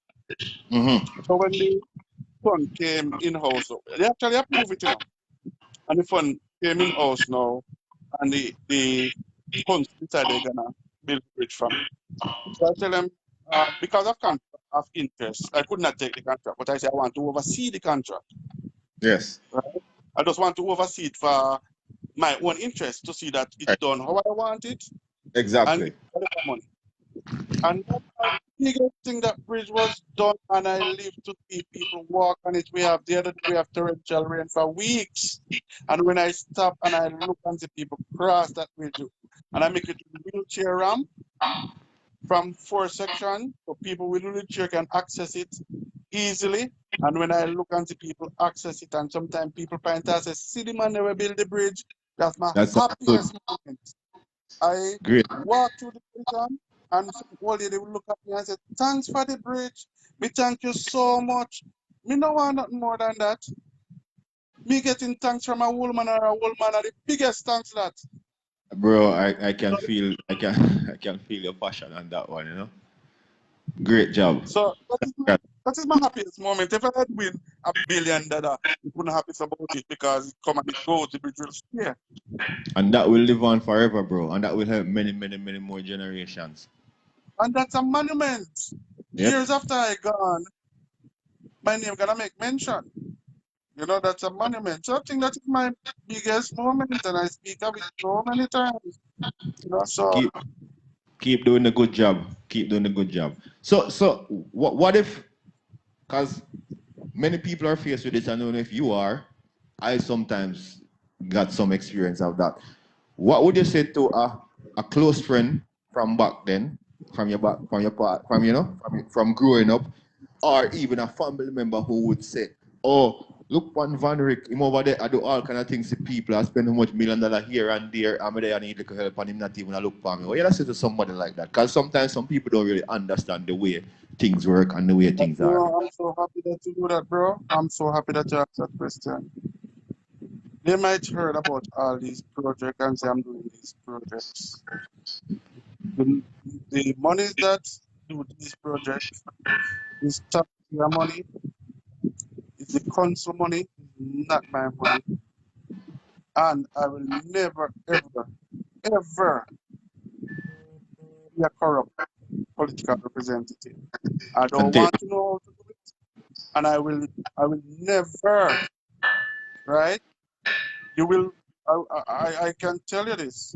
I would rather go back to running taxi or go to, well, family's luxury. I love it.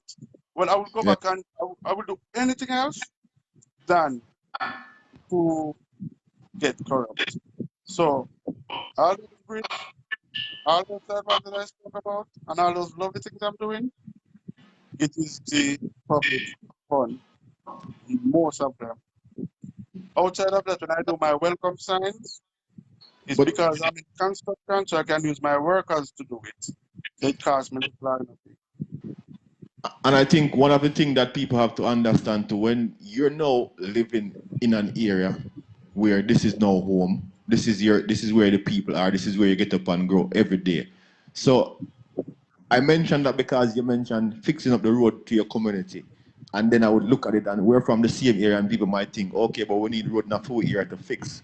And some people might not even think to realize that no, Van Rick Preddy is not no anymore living in Cocoa and he's representing in Portmore. So he's gonna get more stuff done in Portmore through his facility and resources than he can offer in Manchester. So I just wanted to make that clear because when I come from the same place, I know how some of the people them think. I just know I had to ask that question and help you to point out the fact because, as I said, in a smaller scale, maybe not as big as you, I face the same thing too. Cause Let me narrate down for you, John. Let me narrate it for you. yeah, Whatever I do with the public fund, we have a department at the place, the engineering department. They have to go and take a picture of the area before and picture after. I cannot take them out of the area to take a picture because when you go to the auditors, they're gonna say this is not Portmore, where it is road, exactly. how come it's not there? And that I would say it's appropriation of funds, and I have to give answer for that. Each council division get their own allocation to spend in their council division. If I spend it outside of the council division, I have to give answers. Yeah. All right. So you're now in the construction field, owning your own company. You've been thousands of houses, as we know, with the new era housing development project. I know you have your own place, your own house. I don't know if you design it exactly how you would want, but tell me about your dream house. If you were supposed to design your dream home, what are some of the things that you would put in it? This is the man who would know want something different. All right. Actually, when I first built this house that I'm living in now, and I said to my NP, because years, being rapping with my NP because I always want to be around them because, Michael Mandy is like my daddy. So, Mm. I always want to be around politicians. I said to my MP that, he come and say, I like it, you believe me? So, yes, and, I love it, and this is my dream home. He look at me as fan on the shoulder. I said, no, it's not. This is your first home and not the dream house. Mm. And I said, all right, he said, wait until you get more up there. And I end up right now, I end up about property in Elsha.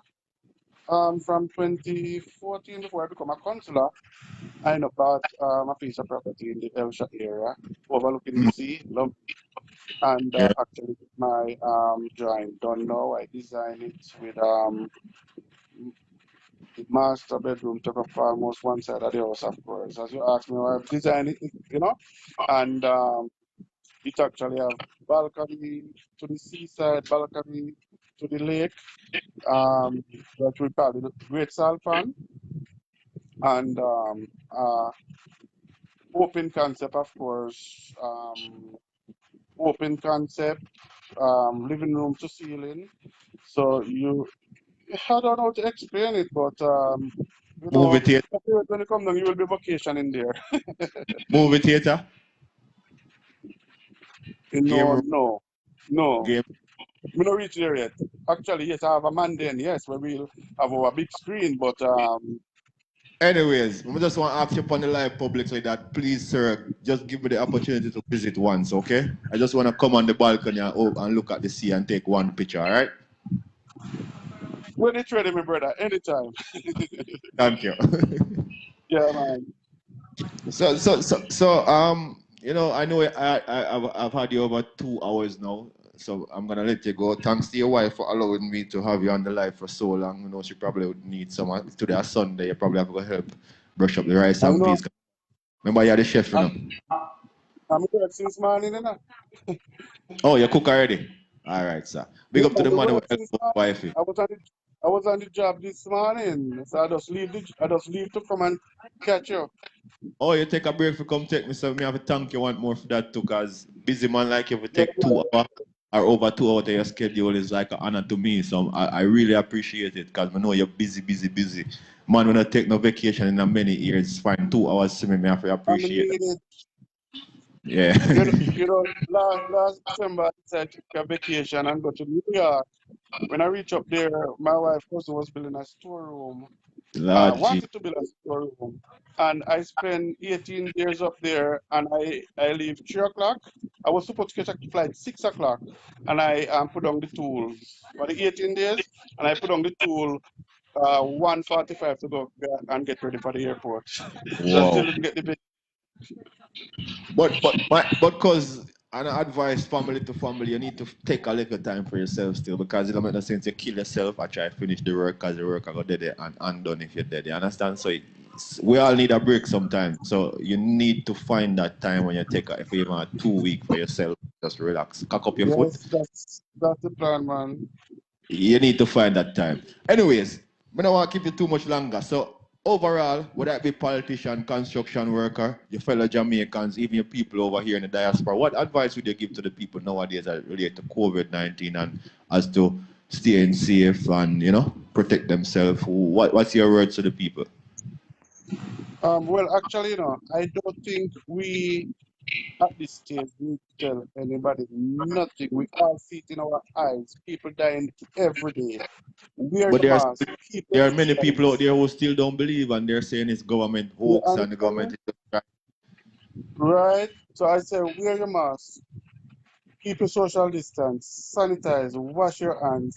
You're not only protecting yourself, but you're protecting your family and your friends.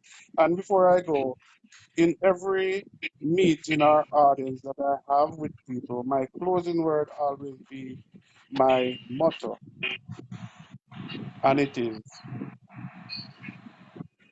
um, each time you go out there and you always find people who don't care about themselves, right? So my thing to them is love thy neighbor as thyself. Don't use money to measure wealth. Trust in God, but lock your door. well said, sir. Yeah. Thanks, sir. So I enjoyed it and looking for the next chapter where we can go on to social life.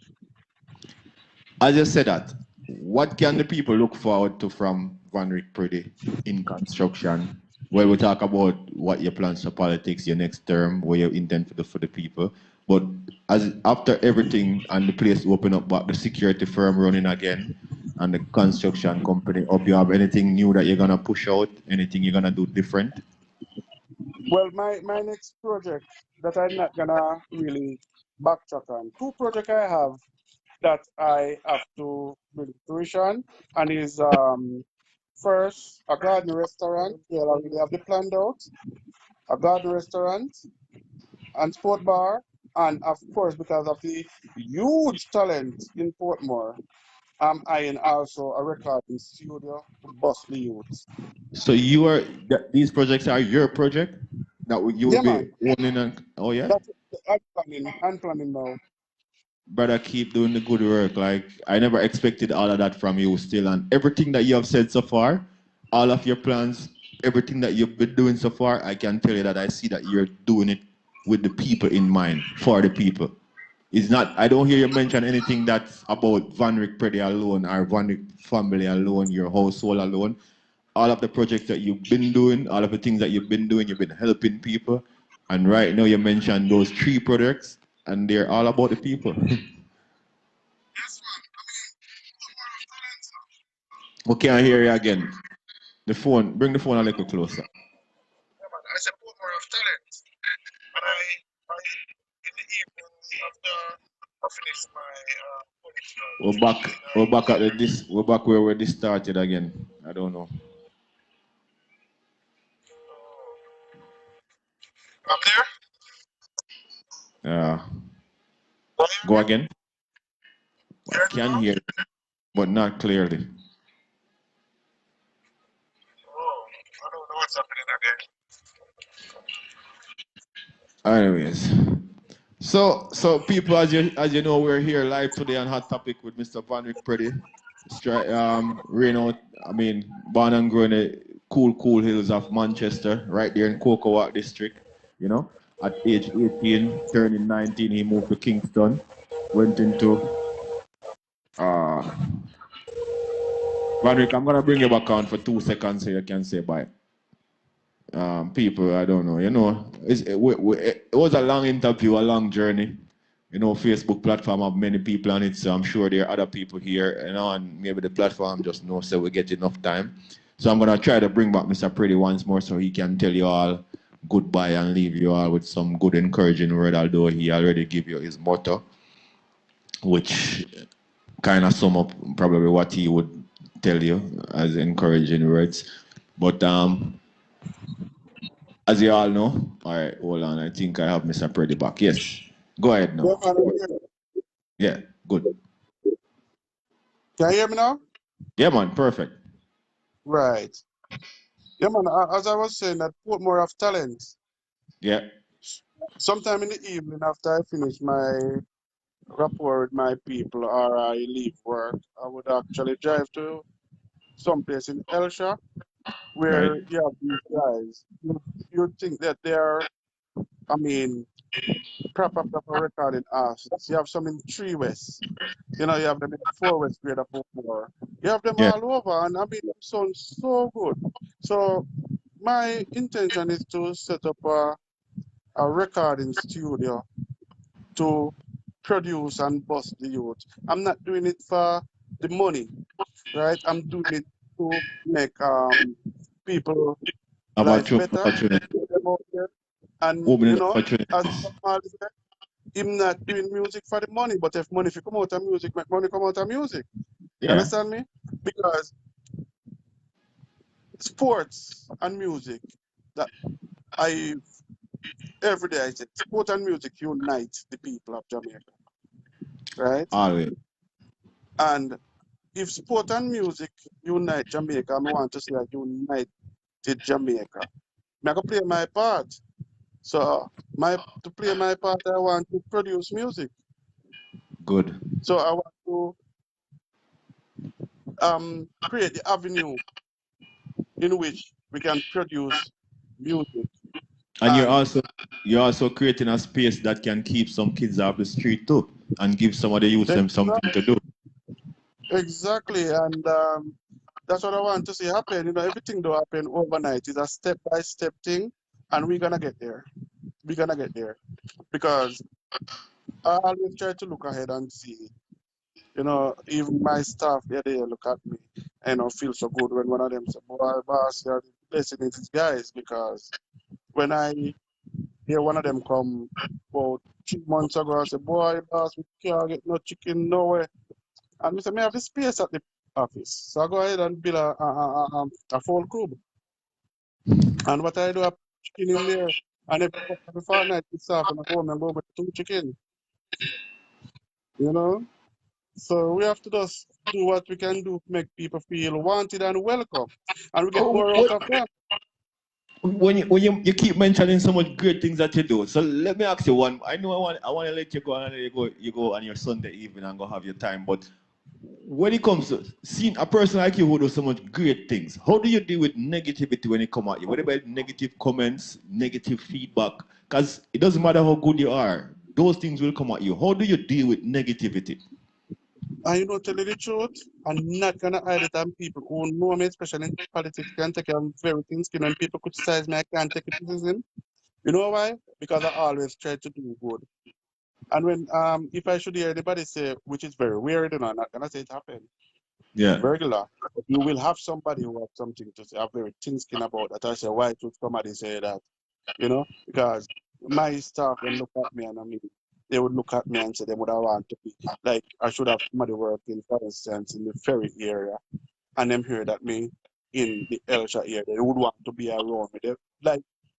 They're over protective of me then. You know, all my staff, they would call me around the clock, boss, you all right? You alone if you're traveling, or boss, you know what, you know? Yeah. Because the way you deal with them, you know? Sometimes they will say them, well, for a band and you walk call, you know, but you don't know if you're asleep and because you don't get no time for yourself, you want to make sure you have rest. And the moment me left the yard, they want to Yeah. track me every move, you know? They want to track me every move. And see, in the political rally, I have quite a few people as well who would check up on me every now and again. Boss, you all right? Boss, nobody work too hard. Boss, you know, reach home yet. Well, you still have to power WhatsApp, me see you online, you know? You need to go and sleep and everything, you know? So I guess the negative not hardly come your way. No, but when you come, I can't take it. Honestly, I'm not And gonna hide that. Can't angle it. I But you know, guess it come with the that's job. that's probably one of the reasons why you always strive to do good and help everybody, because you know you just know the Yeah, negative. Yeah. yeah. Why? I don't know. You know what I say? We just want to big up the band them over Hellshire with the steam fish and crackers and the fry fish them and something. You know why you division, you know? Me I tell you, you know, people if you When don't they never come, got let me Hellshire. tell you, man. Yes, man, I'm my place, man. The short money I come because are the best. Me used to go at Oh, Hellshire. I know say if I drop all at Hellshire and me a year par, I know say me I go be a walk. Yo, me I go come to Jamaica come check you, because I go feel like a star, yes, you know, 'cause man. you Yeah, man. Me have a little thing. I think me gonna get it copyright soon. Me doing the Elsha, me doing some caps now and some shirts, right? yeah. I'm gonna send you some pictures.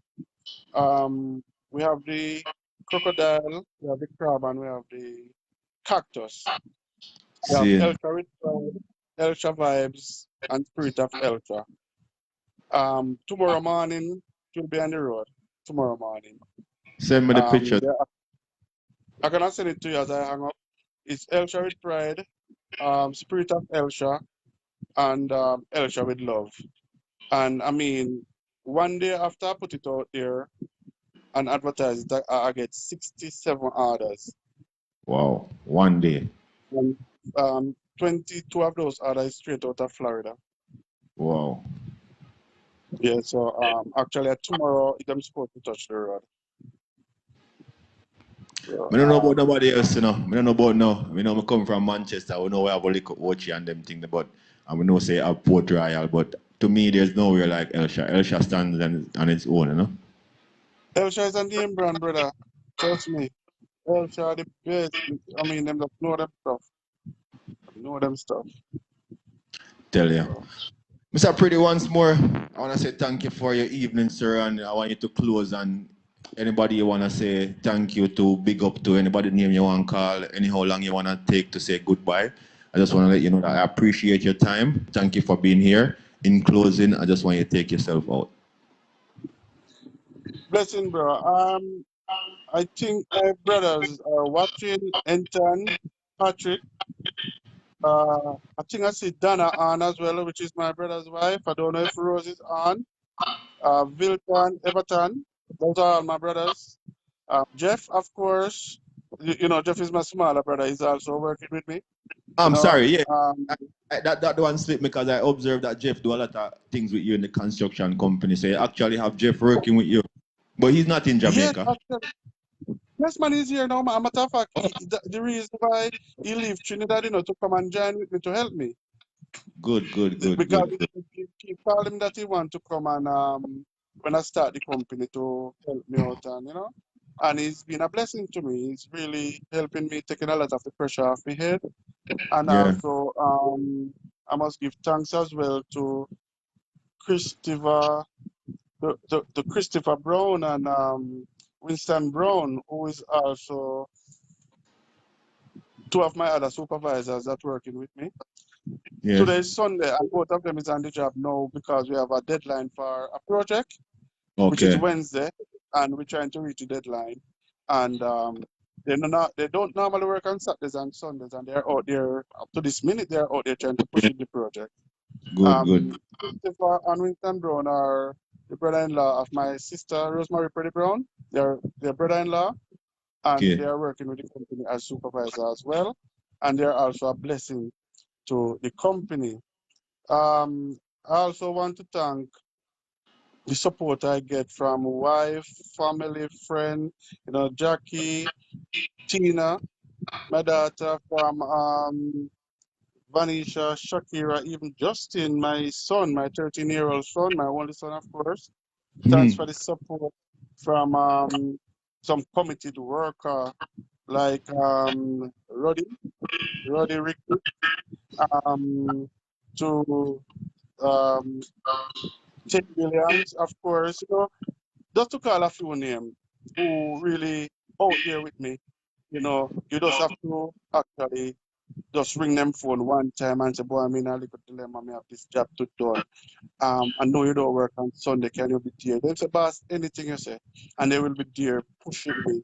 I have to give thanks to the supporting staff, Credolex, who is also part of my management team, Calvin Sutherland, my accountant, um, Petrina Ricketts, who is also a lady who push and say pretty. You can go on your own, it's you the people them know, it's you the people them want. Go out there and start your thing because you notice everything happen. Them still, even after I leave the company, people still calling me and I said me them want to talk to. I import a machine from China last year to produce bricks, blocks, the world works, and I was Yeah. encouraged to do it by a company in China Harbor. Them to produce some product for us because you do good products and know that you on your own want to support you. So they Wow. actually encouraged me to bring in my own machine and stuff like that being installed now. And I want to say thanks to everybody. I mean, everyone in the Elsha region. You know, I live for them. They love me, and I love Good, them. So, good, good. Elsha division, you have Millie, you have Laverne. Oh God, I must say Poochie, one of my friends, Poochie Colin Green. That lady, through sickness and everything, she say, Mr. Freddy, you're the boss. Anything you say, I can call on her anytime. You know, she will not tell me that she cannot manage. She will try, and if she cannot manage, she try again. Try So as again. Moses, thanks to she and Millie, of course, to the Miali and Thomas, he always encouraged me, say, young boy, you know, and also politics, I will teach you a few things, and Yeah. he will guide me. Um, MP Jackson, all the people in Elsha. I have some supporter in Elsha in high places. I'm telling you, those people in Elsha, they are my tower strength because sometimes they will call me and say, Counselor, take a break now. I go to church in Elsha one day, and when the preacher preach, in the middle of the sermon, the preacher realized that I was sitting there. And him say, wait, Counselor, when do you get time? I'm preaching now. And he said, Yeah. Counselor, when you get time for yourself? Right through the week, you step on the road at work, I'm thinking that you are to the good church. And he always call me, send me prayers and stuff like that. That's Pastor Carlington Keane. You know, they always encourage me. The police force in Elsha Yeah. and Portmore, if I stop on the road for a minute, sometimes you stop to examine something like a pipe leak and them see my car, they would stop, they would call me phone, Counselor, see your car, I don't see you, are you okay? So you don't have Yeah. to big up the police officers in Elsha, the fisherman, the man we catch crab, everybody in the bush at Elsha. I want to big up everybody. Every single Um, person. we are one big family. So if I look out anybody at all, it's not intentional. You're human, bro. Yeah, You're the human. intentional. Like, can I say for Omar Van Irvin, who have a sport bar in Elsha, he would keep me updated on everything going on. And, sometimes because I always support his bar and buy people stuff. Sometimes I reach and he would just say, as me reach him now, I'm spend the money. He just ask everybody, the boss birthday, make we put some liquor on the bar. I'm returning, so I'm not remember, and him say, "Me know, but you don't spend the money today." You know, so Yeah, you know, yeah, it's a good feeling when you see people appreciate you, and you know when you cannot really go out, go really show them appreciation the way you want to. You know, yeah. so I just use this medium to tell everybody thanks, and my final word as usual, trust in God, but lock your door. Peace. And stay humble, Mr. Preddy. And on behalf of my management team, Lock and Key Entertainment, and my team, Liquid Thunder Sound, I just want to thank you for taking the time out, as I said before, to be here with us and tell us your journey. And I'm sure I can extend thank you from your staff and the people of Hellshire, because I know the type of person you are, and I'm sure they appreciate you. So on their behalf, I want to extend thank you to you too, sir, for all that you have been doing for them and keep doing.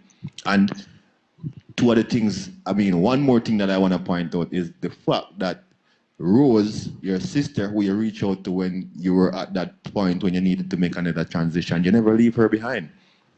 Also, whichever of your brothers that need help, I see that you're helping them. I want to say big up to Jeff for take himself back from Trinidad to come back and do whatever you're doing with you, because he see the dream, he see the potential, and he see that you probably have a vision and you guys can make it. So on behalf of everyone who check in today, on behalf of all the people you associate with, all the people you have helped, once more I want to say a big thank you, Mr. Preddy, for all that you have been Before you doing go, in the before you country. go, I must remind you. Did you know that you're there? Yeah, man. You know? Yeah, man, I hear you. We're still Yeah. hearing you. Before you go, there's this police officer who been around me for a while and know my life story. Yes. And there was an area that he used to police in Greater St. Andrew, rural Yeah. St. Andrew. Yeah. He was in charge of policing up there. And he contacted me one day and asked me, he said to motivational speech to Yes. young you to actually strain. Yes. And he used my life experience as a motivational speech for those people. And 2 years or so later, he called me and said people still want to meet me because my story that he gave to them inspired them. So that police officer used my life where, the I've, little Latino of me yeah. that I try and try and try. Me used to run from police when I run taxi and, all those Yeah. stories. Use it to motivate people as a motivational speaker. And he said it works. And And that's why, that's Simrai Mat. what's his name? Simrai Mat. Seymour Max. And that is why I invite someone like you on my platform for the same purpose, so that your life story can be a motivation to others, because your life story is one of those stories who will teach people never to give up. When one door is closed, another one is always open. You understand? And most time when people give up is the time when they're about to start the greatest chapter of their life. So I just want everybody who spend the time this evening to listen to us to just take from all this that one thing you should never do is give up. Because if you had give up at any point when you had your trials, you wouldn't be here today in the great capacity that you are, helping so much people and impacting so much lives. Listen, bro. So until next time, cuz, take care of yourself, take care of the family, keep doing the good work, and may God continue to bless and keep you until we meet again. Thanks again for being here, sir. Thanks for having me, cause we'll catch up. All right, brother. Peace. Cool.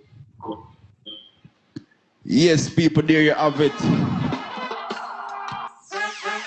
Yeah, that's another long one, people, but it was well worth it. Every moment spent.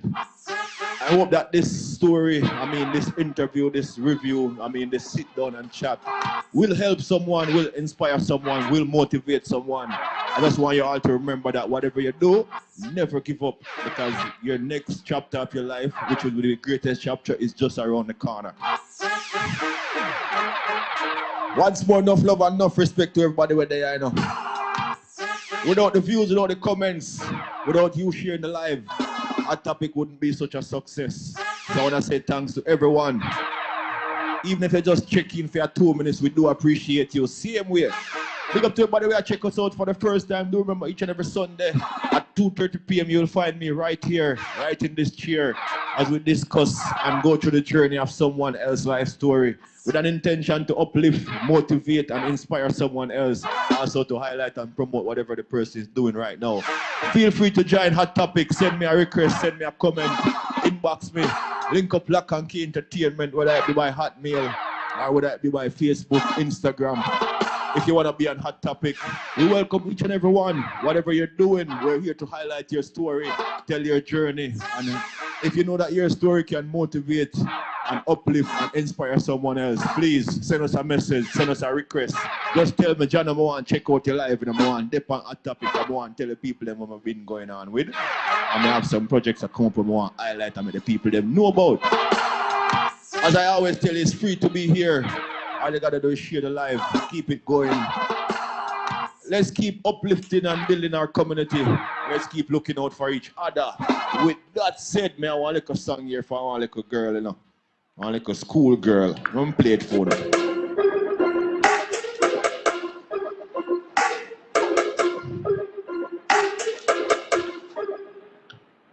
Wake up about 6:30, me have to make sure say me up well early. Put on my shoes and put on my socks and my uniform, no crush, can't depend that. Make sure me fresh, make sure me clean. Fresh hairstyle, smell coconut cream. School me, I go figure take in everything. Education are the key to our dream, but wait, Corona no mash up everything. Go on bus driver, no school keeping. Online class, you them a bit clean on the street, home school have to keep. Can't bother with the online class thing already, can't bother. Yo! Big up my friend enough. Big up Abby and which part you there. One more Manchester people pan them again. What do you think about that kind of people don't like it? Wake up about 6:30, me have to make sure say me up well. We're part of the kids them out there the online class, you know. I'm socks and my uniform, no crush, can't Watch out. that. Make sure me fresh, make sure me clean. Fresh hairstyle, smell coconut cream. School me, I go figure take in everything. Education are the key to our dream, but wait, Corona no mash up everything. Go on bus driver, no school keeping. Online class, youth them a beat. Clean on the street, home school You have know to what? keep. Can't bother with the online class thing already. Can't bother with the online. Me can't bother with the online class thing already. The online thing, it a mash up everybody. Can't bother with the online class thing already. Can't bother with the online. Me can't bother with the online class thing already. The online thing, it a mash up everybody. Online class just a mash up my mates. Can't hear one thing with the teacher. They must say, my class start about around 7:30, but current gone till about 10:40. When the final reach a class, me have to take my notes till me. The teacher say, my computer froze. The notes start glitch. Me can't hear Miss No school life stressing just because of this next day. The first thing me have a history class. Me try to log in it, but cut me off. Me finally log in. So just start the class. Before sweet really What else I don't like it? class. After history class, I don't have visual class. English class and IT class. I'll be and brand the class. new. I mean, I bust that one, you know. I don't know, you know. But up to the youth, say we can't bother the online thing. You know, Jamaica people them impatient already. Wake up about 6:30, me have to make sure say up well early. Show me, say. Put on my shoes and put on my socks and my uniform, no crush, can't depend that. Make sure me fresh, make sure me clean. Fresh hairstyle, no coconut cream. School me, I go to go take in everything. Education are the key to our dream, but wait, Corona no mash up everything. Go on bus driver, no school keeping. Online class, youth them a beat. Clean on the street, home school have to keep. Can't bother with the online class thing already. Can't bother with the online. Me can't bother with the online class thing already. The online thing, it a mash up everybody. Can't bother with the online class thing already. Can't bother with the online. Me can't bother with the online class thing already. The online thing is a mash up everybody. Online class just a mash up my mates. Can't hear one thing with it. So they must say my class start about around 7:30, but current gone till about 10:40. When the final reach a class, me have to take my notes till me. The teacher say my computer froze. Then the start glitch. Me can't hear it. No school life stressing just because it's the first thing me have a history class. Me try to like it. Bad mind.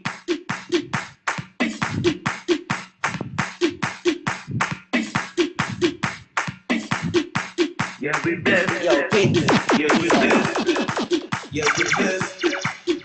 Them know say a little thunder is a sound of response. Bad mind people, them can't stop we. Leave we make we prosper. Move them out of the way. Come bless. Like a thunder. Pull up my selector.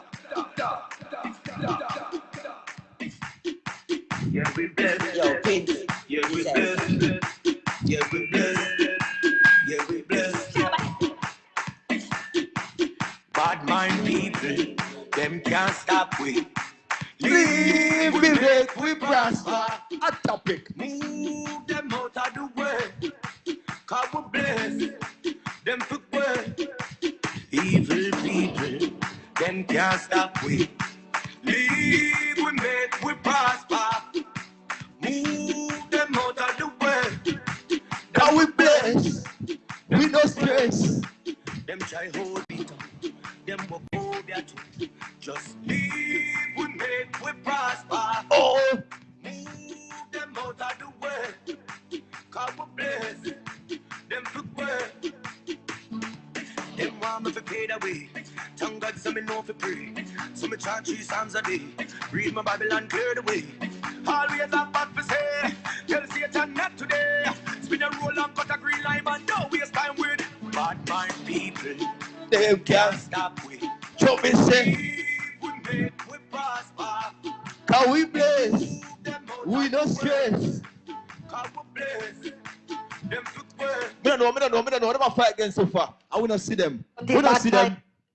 We don't see Stinky them. nasty bad mind, We don't bad see mind, them. them a dirty bad mind. We Bad don't see mind, them. them a dirty bad mind. We don't Bad see mind, them. them a dirty bad mind. Dirty stinky nasty bad mind. Bad mind, them a dirty bad mind. Dirty stinky nasty bad mind. Bad mind, them a dirty bad mind. Stink a shit them like sour like lime. As you get a little eye, things are run hot. Them gone from your grandma, take them more screenshot. Track your name down in the sewer like rat. And I tell people say you a big idiot. Sight your pan road and a cardboard. What want me to do with my body? Bad mind, them a dirty bad mind. Dirty stinky nasty bad mind. Bad mind, them a dirty bad mind. Stink a shit them like sour like lime. As you get a little eye, things are run hot. Them gone from your grandma, take them more screenshot. Track your name down in the sewer like rat. And I tell people say you a big idiot. Sight your pan road and a cardboard. What want me to do with my body? That tell them move out of my face and give 1 piece of slap. Bad mind, them a dirty bad mind. Dirty stinky nasty bad mind. Until next week, a topic. I'll see you all. Me gone. Goodbye. Until next week. Do remember 2:30 p.m. I'll be here at Topic. Lakanki Entertainment, big up on yourself. Yo, Kes, what you doing with? Big up Keys, you know. Christina, big up yourself. Anita, what go on? Big up that ignorance, father ignorance, anyway you're there. Big up Father Scrooge. What go on, little vicious, everything good, yo.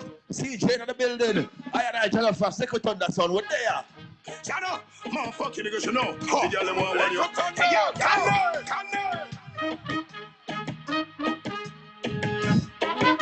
Good night, good evening. When I said next week, don't remember check me out again, you know. Brand new person on Hot Topic. Enough love, enough respect, everybody will check in. Lataya Blair, big up yourself. Walk, go and kill, everything good. Big up Phyllis. Big up to all the ladies them there, I know. I want to say big up to my friend Mitchie. Big up Corey. Big up the whole of Montreal. Big up Toronto, New York. Walk, go and Venetia, everything good. Yo, Sean Mercy, big up yourself. I'm see you upon the check-in, my brother. Big up Trisha, the work crew. Big up Lisa. Yeah, man, the work class. And I just say big up on the damn self, you know. People, I'm out. Until next week, another edition of your show. Your boy will be here, Jenna Frost, with the hot topic. The whole naturally sound. I say, OJ, upon the check-in. Walk one deal, everything good. Until next week, enough love. I want to say, your guidance. Whatever you do, make sure you be good. If you can't be good, just be careful, man. I hope everyone have a blessed week. And God, your guidance, all right? Big up on the damn self. Thanks everybody who share the live. Yeah, okay, big up yourself and I'm a boss, but general, them are in the building. Yeah, man, until next week, people.